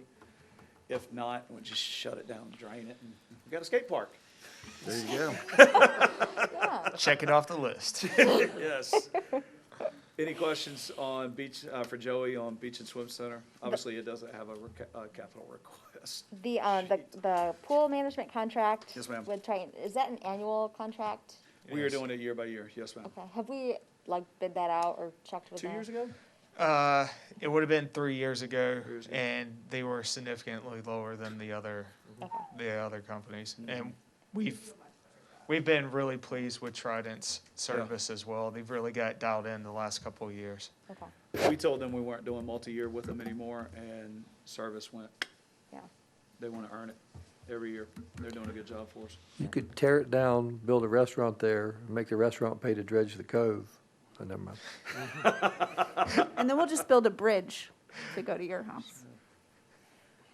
All right, that it on Beach Club? All right, stormwater, thanks, Joey. We've got $569,000 in projected revenues, and that's for new ERUs, equivalent residential units, both on the commercial side and residential side. Bob, what's the total number of ERUs on that? I'm searching for that sheet right now. While you're looking, I'll Is that keep still rolling. 3 employees? I have the sheet here. Simple. Go ahead. I'm sorry, 3 employees? No, so this, the salaries and wages here represent, a 25% of, is it 25%, Bob? Hold on. Yes, 25%. 25%. 25% of the, public works, because they do that. And you've got, some of Tom Goble's, percentage of Tom Goble's salary in there because he is our, stormwater manager. So so you don't technically have stormwater employees. Right. It's just a percentage of those other department salaries that are doing stormwater work. That's what you have there. So 75% of Tim's and his department are in public works, and 25% here. We do have a capital request sheet on there, but, so you said, the drainage maintenance material line item, that is a balancing number, so 116,623. Basically, whatever we are revenues over expenditures, that's what we put in there. We've always done it that way, and this is, when Tim's guys, not a contractor, they're out there replacing the pipes and things of that nature, rip-wrapping outfalls, reworking outfalls, things like that, is what you find in there. We have a major stormwater project that we'll be tackling with the golf course, and they'll be funding a chunk of it for hole number 5 on the Pines. So that's off of Bora Bora. If you've been out there on the golf course from the tee box, you've got basically a plateau in the fairway, and then you go down the hill, up the hill to the green. Well, it's that valley down there, that stormwater pipe is disintegrated. And you can see it's caving in on both sides. So what we're looking to do, sorry, I forgot to turn my mic back on. So we'll be excavating that pipe. It's about 15 feet deep, so we cannot do it ourselves. We don't have equipment big enough. Tim's gotten bids on it. We've been having conversations with our golf management group, Pinnacle. They're gonna fund a chunk of it, and we're gonna need to fund a chunk of it. But we've put construction safety fence around the worst part of it to keep, which is off to the side of the fairway, which is good.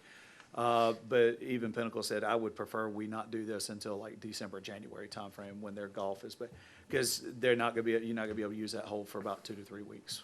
You when got 2 it gets pipes done. there. That's the one on the Seven Cove side, not the one on the Bora Bora side, or the one on the Bora Bora side? It's the Seven Cove, it's Seven actually, Cove it's side. below, Callaway, not on the top end, Right. on the bottom end. But So you've off the got Callaway. 2 pipes that come in on either side of that cove. You got one that comes in right You've there on got Tifa one- Place you've got and one at that Tifa comes Place and in, one that comes on, yeah, it's the other one. it's the Seven Coves one. Correct. That's what I thought. That is correct. Do you know if there's any planned stormwater work for that first hole that comes and Terra T backs into that, at the cove? Or, I'm sorry, at the cul-de-sac? I've heard there's a lot of, like, stormwater. You've got a natural drainage ravine through there.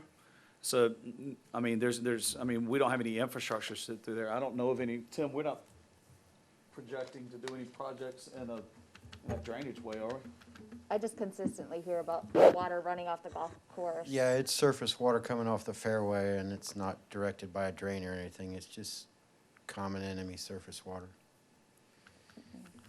And there's nothing that we're obligated to do, Definitely nothing we're Not really. obligated to do, not for surface water. yeah. Unless we regrade the golf course. And then we would be required.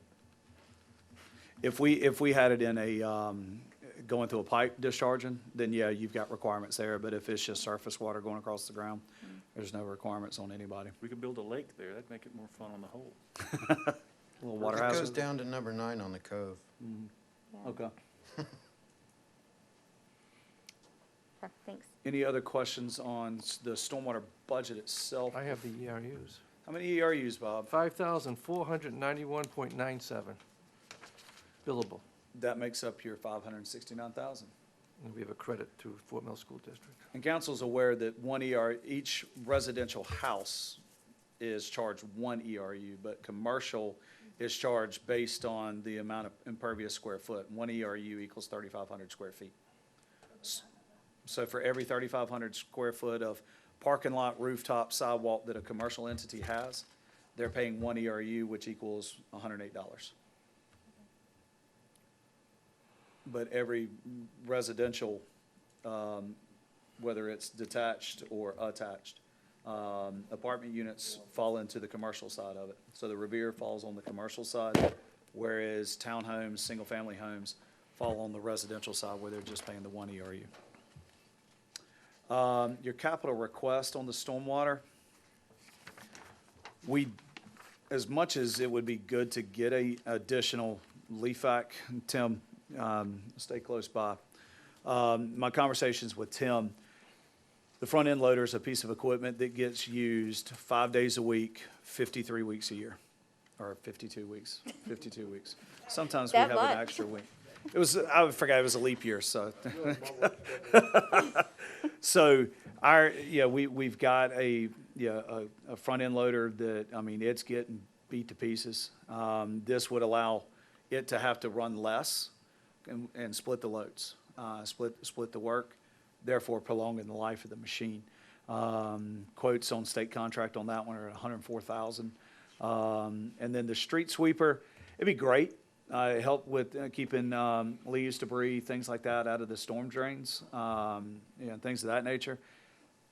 It's not 100% necessary, but I can tell you that for the last 5 years, Tim has thrown street sweeper at me every budget year. But the budget couldn't handle it. So you're looking at $194,000. And as you look at the stormwater, Bob, we ran these numbers. What was the if those were on a lease purchase? What was- 50,000 50,000. for a 4-year lease, give or take. So your first Be a little bit impact less than wouldn't that, but be until 50,000. the 2022. At that point, you've picked up another 100 to 120 ERUs additional from new houses. The big golf hole project is behind us. The following fiscal year could afford to pick that up and allows him to go ahead and get that front end loader and get that street sweeper. Street sweeper would primarily, Tim, correct me if I'm wrong, run outside of our loose leaf collection season, correct? Right, yeah, primarily a summertime gutter cleanup.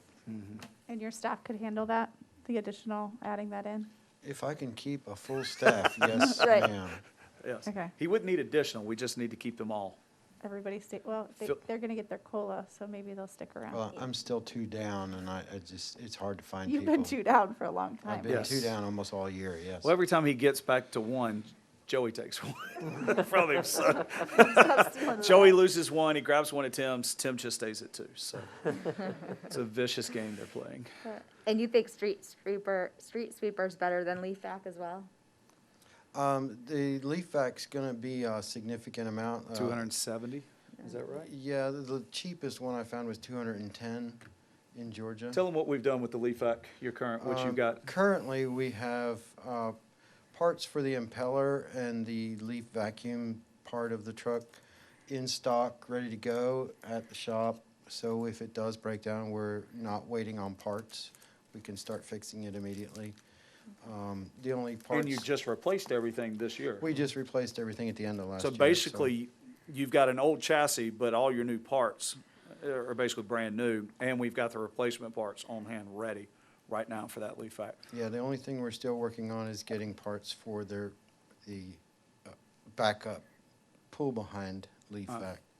The old But we one should that be is- able to do that in this budget. I'd love to sell that to a small city somewhere. But we're hoping it'll get us through this year. Okay. So we can put that 210 somewhere else at a later date. That's good to hear, because I know that when that goes down, it's tough. It's extended, I yes, know. ma'am. Yes, ma'am. So, as council, what we would like to do with some of these things we've talked about, lease purchase, especially T-Cut in here, would like to be able to bring those to y'all in that November timeframe, in the form of a resolution. Is council comfortable with that on the stormwater side of things? Well, where does the money come from to lease it on the stormwater budget? We have to do something to Sean. What we would do, so if this is the direct, so first of all, you've got 116,623 is your balancing number in your drainage maintenance material. And if we do the lease purchase on this, it doesn't have a budgetary impact on FY '21. So you're saying the drainage maintenance material, that 116 is what then? That's the balancing number, revenues over expenditures. Basically, a fund balance. Okay, It's, that's the yes, correct. That's contingency. your operational contingency, basically, except for instead of calling it an operational contingency here. And this came from prior councils where they were basically, hey, if we're collecting stormwater money, spend it. We don't really have a reserve for stormwater, any funds that don't get spent. It just keeps rolling. So there's 116 out of the 194, but the 194 is really over a 4 or 5 year period. 4-year period, yes. The pay will So, be so if you 21. lease it, it's 200,000 over 4 years. Right. If you buy it, it's the same amount over 4 years. And if you lease it, you give it back after 4 years. No. It's called a lease purchase. We own it. So it's the same as buying it. Lease, what's Yeah, the? we're buying it, we're just making payments. Instead of paying cash up front, we're paying it off over 4 years. Yeah, well, that's the same if you buy it and then just pay interest payments the same way. I mean, I don't see the difference by calling it a lease. I don't. It's just called lease purchase in government stuff. Government. It's like going to a car Got it. dealer and saying, hey, I want to buy that car, and I'm paying it off in 4 years. So when I lease a car, after 4 years, I give it back. Right. I don't know why, they just call it a They call lease it a lease purchase purchase. agreement. My only thing, this is the second group of things that we've said we're gonna purchase and push the payment off until 2022. Separate It's budget. a separate fund. Separate Well, I fund. understand, but still, So then you gotta basically take 50,000. You got plenty of room this year. You got 50,000 in the budget next year for this. It'll be, the first payment will be next year. $50,000 a year. That payment will not be included in this budget. It'll Right, it'll included be the in next. And how many more ERUs do you anticipate in the following year's budget? So like, our revenues will increase still Correct. on top of what they're already increasing So- to help cover that gap. So you would go up an additional 12,000, almost 13,000, not including any commercial, just on residential. Your 2022 should go up approximately $13,000 in additional revenues. Now, as, you know, as other commercial develops, and I'm just thinking Stonecrest only, as those continue to build out, yeah, this does not include the, where Model A Brewing and where those two buildings are. Okay, that's not in this fiscal year. And this, no, we did include, no, because they won't have we didn't include those did in not. this one. No, so The 13,000, we think. Would be residential. that would just be off of residential. Yeah, 12,960. Well, then that would be 13 times 4 plus the 116 would be 168, 169. All right. So you're basically. As your revenues are building up, Yeah. by the time these payments impact, your revenues are definitely gonna be there. it also doesn't include Joe's Harris's new building either, does it? That is correct. Well, and taking into consideration, our interest rate's gonna stay this low. You know, if it's an opportunity All right. at the 2% money versus a year from now if it comes up. And what we would do is, even though it's separate funds, you know, T-Cut here, and then, you know, right now, we're just talking about these two, because we're gonna come back in March and talk about the police and the fire stuff. So it would be one resolution that we would probably bring to you in November, okay? But we would combine those when we bid it to the banks, because the banks like the bigger numbers. The larger the number, the better the interest rate with our credit rating. Yes. So, and then as it comes time to make the payments, okay, well, T-Cut's gonna make its part of the payment, and Stormwater's gonna make its part of the payment. Good deal. All right? Sounds good. You still with us, Walt? There's All right. always stuff to buy. There's always, I mean, police could Just take ask Linda. another $1 million a year if they, easy, probably 2 million. There's always gonna be stuff to buy. Yeah, ask Linda, we're doing the bathroom right now. The bathroom is still going on? I thought you were doing the bathroom last year. We did, we got 5 bathrooms Oh my gosh. for 2 people. Hey, I don't like to walk down the hall, I wanna go right here. More stuff for Sludge Man. Philip in business. I'm his best customer. There's all you need. All right. Oh, All goodness. right, hospitality tax. Hospitality, this is one, I'll be honest, I feel comfortable at the 278. Honestly, I think it's gonna end up being closer to 3. Really? I thought we were gonna lose on this year. Next year, we're talking I mean, unless they just shut everything down again, They're not for going the to. entire year. I We mean, really are, you really do think we'll make the 278, huh? I think we're gonna get close this year. I think we'll be beyond it next year. Well, Yes, yeah, sir. next year. We average, Bob, how much per month? Well, it was 22,500 a month, Right. but we'll be gaining the brewery and the attachment there, and if we lose somebody else on the other end, we'll stay at the 278, but if we don't lose any restaurants now and gain the brewery and the other building attached to it, I think we'll be 302. Wow. So I we really- went. I really con- thought we'd get Everything take a remains hit on that normal. one. The what now? I thought we'd take a hit on that one. So, We well, thought we were going to, right? I mean, we did for a few months, but now we're back up to where we were pre-COVID. Yeah, Wow. so, it's moving and grooving, which is great. Yeah, hats off to our residents and surrounding community for supporting those, our restaurants. We didn't lose any through COVID. Who are our top Yeah. 3 now? Has it changed? In the month of June, Dairy Queen was number 1. Really? Dairy Queen. Taco Bell was People like number them 2. blizzards. Taco Bell was number 2, and Bundt Cakes was number 3. Oh, wow. Bundt cakes. I love Bundt it. Cakes is doing I they're love doing those little Bundt excellent. cakes. And Those are everybody so has an good. extra 15 pounds. On a different note, the diabetic rate has gone through the roof around here. So- And the gyms are closed. Exactly. And But Toastery's our open trails back are up open right and now. our Yes. parks. And they used to be our big one, right? Boy, that'd Yes, be sir. nice to get them back. So, no real significant changes here. You can see, we did increase the contribution to Visit York County, to the 3% that they had requested. So 8,340 is the 3% of the 278. We didn't put anything else in here, nothing new. We just, took the balancing, of the 24,543. Now, I will, remind you on the Catawba Park funding scenario, we were looking to use 15,000 of the 24,543 to go towards a revenue bond for Catawba Park along with other funds. So if council's comfortable with that, great. If council says, no, I want to spend the 24,543 and on whatever, just need to, I mean, you don't have to decide that tonight. We can leave this as is, bring it to you. You can adopt the budget, and as we go through the budget year, if that's what you want to do, if you want to redo the, not redo, but I would say resurface the exterior on the restrooms at Pitcairn, we can do that. You can do that out of H-Tax. Yes, sir. 100% you can. I don't know that it's necessary, other than it doesn't match the other buildings. It's in good shape, as much as a What's the exterior- usage there compared to the other ones? Nothing, right? next to nothing. So similar to Dave's bathroom. What do you think that would cost us? I'm thinking like Turner, it's probably about the same size as Turner, right? So like $5,000? Well, depends on if we put the stone on it or not. Alicia likes the stone. It really looks good. It does. It It does really look looks good. good. It It does really look looks good. good. It does look good. We gotta go with stone when we do You're it. probably, just a ballpark guess, I'd say probably anywhere between 9, 10 grand. And that's just a ballpark shot in the dark guess. So potentially, we get towards the end of next fiscal year, if we move the 15, we might have enough, give or take, room to Still throw to do something Pitcairn. out there. Mhm. Yeah, all right. What's the difference between, well, I guess like the marketing versus like, okay, so Visit York County's marketing for us.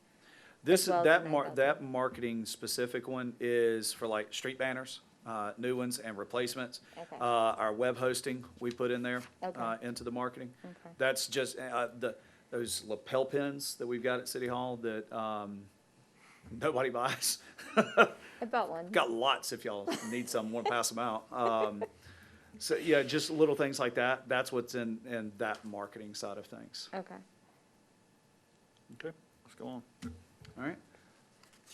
Last is events. So with that, we've got showing an increase from 125,323 up to 138,000. You've got an increase on your transfer from hospitality tax to the 115.5, which you just saw in your previous budget. Maintaining on the sponsors at 14.5. Fall Festival, brought that down a little. In your community events, vendor fees, holding those tight. We did push more of the salaries into here. This is salaries for staff, various staff's working events. We used to show this line item solely in H-Tax, but we moved it out of there and put it into here because the bulk of it is on events.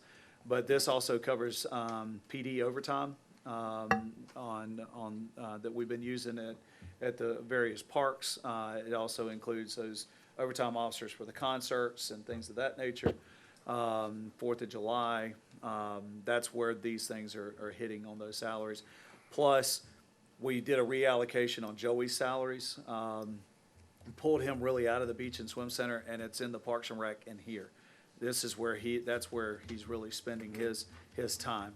And so we've got him 50% here, 50% on the Parks and Rec. And the rest of this is going towards maintenance guys and your public safety folks that are working the events. And we already talked about on the holiday festival and the senior games. Still doing the holiday festival, just not gonna, it's just gonna look a little different this year. I don't foresee us having the chorus out there and cramming, 500 people under the pavilion. Really don't think it's a good idea for Santa to have a bunch of kids sit on his lap and giving him COVID right before Christmas, but. You're still gonna do the tree. So we're still gonna light the tree, we're still gonna make a big deal out of it and things like that, so we're just gonna work it a little bit differently this year. And that's your events budget. Before I go to the next question that I've got for y'all, any questions on this? I've got an events question for y'all, though. I'll but go share ahead. something that Heather and I talked about. I can't remember if you put this in the questions that we sent, but for the CMPD, the TK Police Department lighting tour, maybe changing that to a golf cart tour. Since we've got great weather, usually in December, folks could hop on their golf carts and do the tour.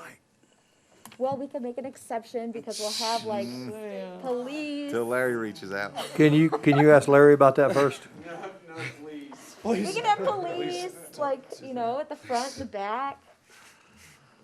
Okay, never Maybe mind. we do hay rides or something. Drag around in a wagon or something. All right, never mind. Good thought, good thought. Need to start thinking hard about Fall Festival for this year. We can't wait until a week or two before it. We're gonna need direction on September 1st. Because we got a lot of vendors. Joey and I have been having conversations, about what it could potentially look like. I don't know that people are gonna be just itching to jump on those buses. And without the buses, you really can't do the Fall Festival. But go ahead, Joey. So to give y'all an idea of how I'm handling it right now, because obviously I have to prepare as if we're having it. Kicked a lot of scenarios out. First off, we've began registration for vendors. Right now I'm at about 32, I think, as of I checked today, that's registered for it. I've let vendors know that they'll get a confirmation whether they've been accepted on September 1st. And typically it's an immediate, hey, you're accepted and pay Diana, but I don't want to take in all these payments and then us having to turn around and make those refunds. So I let them know that I notify them on September 1st. Plus that gives them enough time if we're not holding it and other places are, to allow them to do that. As Charlie alluded to, it's a challenge being up at the Glennon Center because there is a reliance on the transportation there. We've already removed having indoor vendors there, so it's strictly outdoors. That's going to limit the number of vendors we have.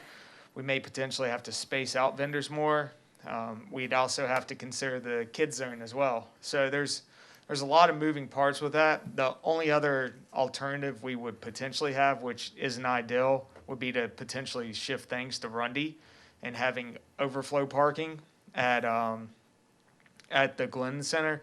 But with that comes a Saturday of us eliminating use of Rundy, which we know is going to be kind of tight this fall with the restrictions with the Fort Mill School District. So Also, if you go to Rundy, if we have a Friday night rainstorm, there's not a Saturday fall festival because it'll destroy the ball fields with them being wet. That's the beauty that's been the beauty for the past few years past several years of doing it out here on the parking lot is as long as it wasn't raining day of, we're good to go.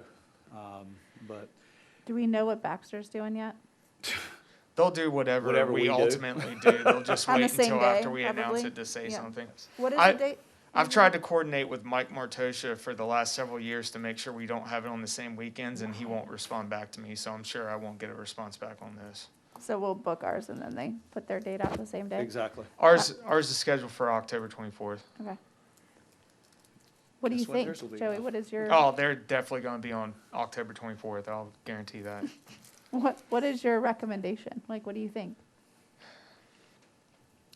I think there's a lot of potential hurdles to execute the Fall Festival, but I believe we have the opportunity to do so if that's the direction of council. We can do it. I just don't know what the attendance will be like. That's my concern.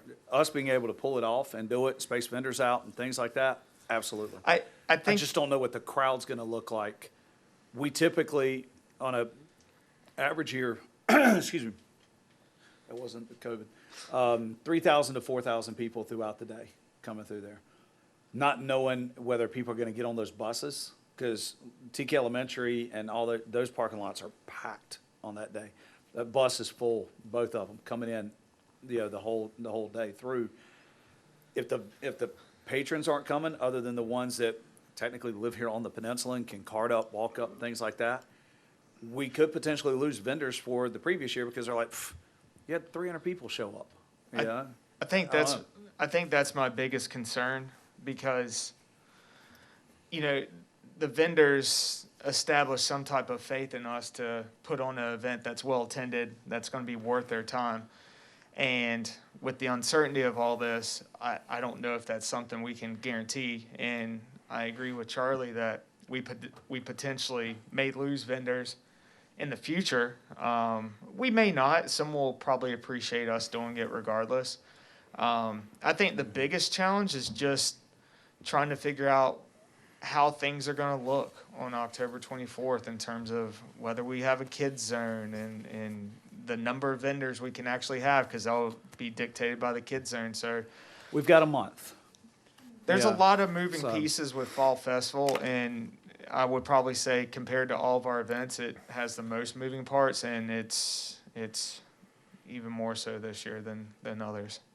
I think don't- it'll be interesting to see what our attendance, we've got 2 concerts in August, right? August 15th and August 29th. And Be there- interested to see what our crowds look like there. I mean, because we're going to do the same setups that Joey did at was it the June show? I think Yes. it was. So there is no kids area, doing it on the big field, things like that. June's always our least attended concert anyway, and we probably have, would you say? between probably- 900 to 1,000 or 1,100 people. I think August would be a fair barometer in Mm-hmm. terms of attendance because the 2 bands that we have Very popular. playing are very popular, especially strong local following. So I think that will be very indicative as to kind of what we could anticipate. Assuming nothing changes in the fall, we just don't know what that's going to look like right now. And one thing that came out from the governor yesterday is fewer guidelines, more mandate. Things like, and specific, like with restaurants. What had been guidelines in the past are now mandates. You must do this. If you're gonna do it, we prefer you do it this way. How does that work for like concerts, for example? Do we have to stay under that 250 mark, or because it's No. outside, it's okay? No, the concert venues he was referring to are your indoors and your master. This is a park, so it doesn't have a capacity limit. And we're still able to spread out and provide that social distancing. So It worked out well in June. Yeah, his People did a great mandate, job. the things that he mandated were on the restaurant end of things. And then allowed the other, establishments to reopen. But like even with the spectator sports, you know, it's 250 or 50% capacity, or you can submit a plan that shows where you can space people out. So, with our concerts, I'm not worried about. I think my biggest hesitation on Fall Festival is if we don't get the turnout, what does that do for us next October? From our vendors and things like that. The good thing is you don't have to make a decision tonight at 9:30. We have a month. It's the turnout and then the transportation too. If it was located at an area that had the parking to accommodate it, like at Catawba Park, you know, Hate to spend $1,800 on buses that nobody's riding. I'd feel a lot better about it, but I think that uncertainty of not necessarily being able to provide transportation there, or transportation people will be comfortable with, I think's, obviously a big challenge, big hurdle to overcome. Is that do we do the dunk tank at Fall Festival? Oh, hell no, we don't do that. So Fall Festival's canceled. Fall Festival's out. I don't like getting wet in October. So again, just wanted to put that on your radar. We'll circle back around in the coming weeks, and see where things are at. Very last thing I've got, Mayor, I've been approached both by the owner of Shore Club, owner of Signature Waste, seeking contract extensions. Shore Clubs is more because of the next round of PP, of the Paytech Protection Plan thing that he's been doing. And based on how those triggers, he needs longer time. What's he asking for? 2 to 3 years additional off of what he's got now. When does this current contract end? It was a 5-year contract, so I think we're year 3 now. So it would give him another, if we went 3, it would give him 5 more years if we were to do it now. And if we did 2, it'd be 4 years. Correct. What do y'all think? Were there any, like, stipulations on, is 5-year contract with 2 options for 3-year renewals or anything like that? I do believe there are options for renewals. I do not have the contracts in front of me tonight. I just wanted to are you interested in extending, and let's take them case by case. Are you interested in extending Shore Club, per his request? It doesn't have to be done at their August meeting either. Yeah, but I can begin working on that. I'm just looking for some direction. And if you tell me, I want to think about it, I don't want to answer you tonight, that's fine too. Do the terms of the deal change at all, or is it, he wants the same deal? Same deal. I'd The only thing prefer to do the only thing he lease, was asking was for the more 2 time. years versus 3 years. Okay. Signature Waste, theirs is September of 2022? Yes. He's maintaining his rates. The only thing he's asked for is an extension. Extension of the Needs current to be rates. rebid. That's what I said. No, he wants an agree. extension of the contract. That's like the Charlie. third time in 4 Charlie and I years. talked earlier, and I agree with that. It needs to be put out for bid. It hasn't been out to bid since 2005, No, 2009. no. Yeah. I mean, it's 9 or 10, yep. yeah. No, it's been a long time. I told them both I would bring it to y'all and get direction. One of them told me he had already spoken to 3 of y'all, and all 3 of you were in favor of moving it forward. Doubt On that is- Signature Waste? Mhm. Didn't speak to me. Didn't speak to me. He parked out front of my front yard, and I said, let's talk about it. That's what I said. So, we'll bid out the trash and recycle contract. I'll have some more conversation with the owner of Shore Club, and probably September meeting. We'll There's- bring something back to Real your quick, it's public knowledge on other things that other cities that do go out to bid for contracts similar to this. Could we get some data on what that per can for similar type cities, or that monthly fee, what that looks like? Mhm. So we at least kind of get an idea of, What other people are paying that yeah, what other contracted out? people are paying, what are we looking like? Mhm. Are we well below what that is right now? And then if so, then that's a different conversation. Right, You know, understand. if we're well Mhm. above, Let me do some research. okay. Circle back around. No doubt. Can you send out the Shore Club contract as well? Sure. Okay. Be glad to. Not a problem. Get that to you first thing tomorrow. I'll send it, whoops, yeah, excuse me. Yes, sir. I'll send it to all of you. Second? That's all I have. Oh, are we going over user fees? You got Wait, it. I have one question on the fee schedule. I'm Yes, sorry. ma'am. I know. I already Quick, seconded it. Quick, 5 minutes. 2 minutes. So I know we had talked about potentially increasing the non-resident sticker, from 100 to 150. Yes, ma'am. I don't think we should do that, and the Me reason I neither. don't think we should do that is because it really deters people from being able to come. I think $100 is already a deterrent, and not that I don't, obviously, we've had issues with people coming, but I think with the park attendant, especially at Windjammer, it's going to eliminate the reason to increase it. And I just don't want to push people out. I Too just many. need direction on what you want to see on the fee schedules, because they'll be attached to the budget I'm just- ordinance as they come forward. I can appreciate what you're saying. I mean, I think as nice as our facilities are now, that if people are willing to pay 100, they're willing to pay 150. And Who's willing to pay 50% or more of anything? I think the revenue would help.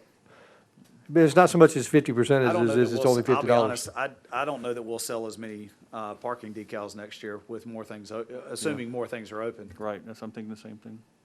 i.e. a Carowinds, pretty significant specifically increase. Carowinds and Ebenezer Park.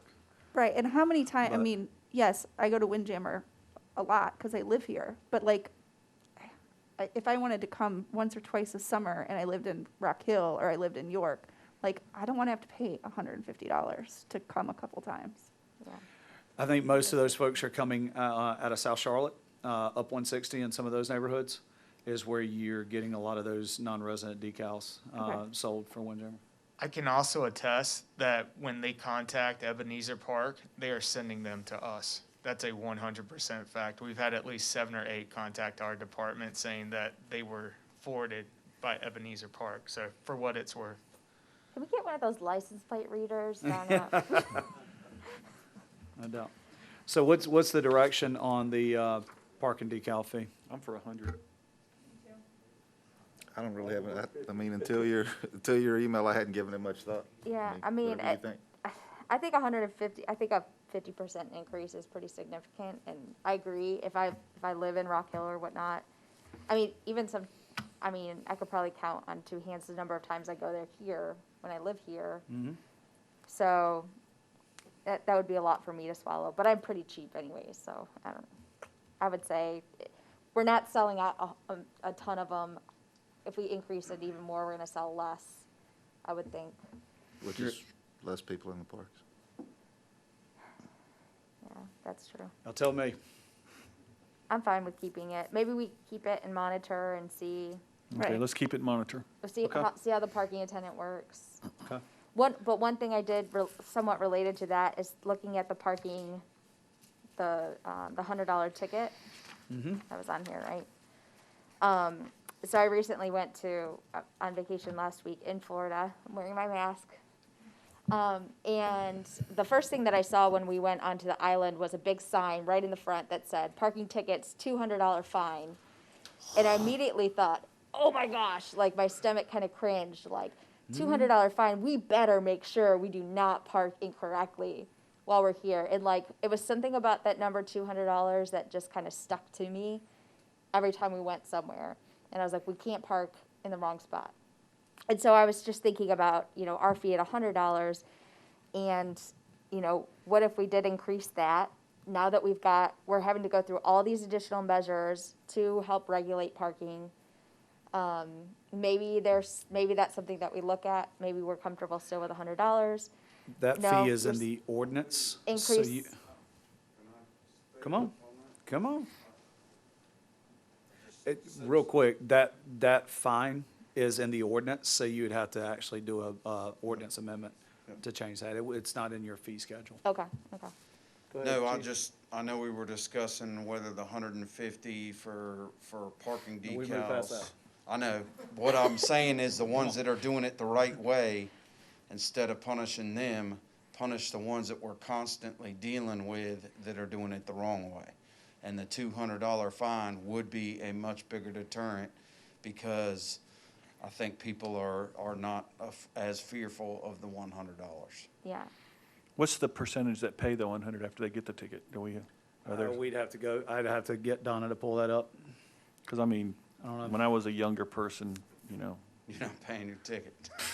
Right. I was like, We get, I mean, I know we've got might we've be got a a warrant for good your number that are arrest. coming in.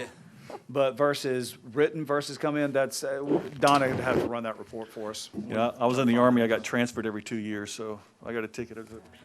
I mean, So would you, I mean, and I would because be we're in- getting to the end of the season, I mean, we can bring back a ordinance amendment for that section of the code. What do you guys Yeah. I say we do that.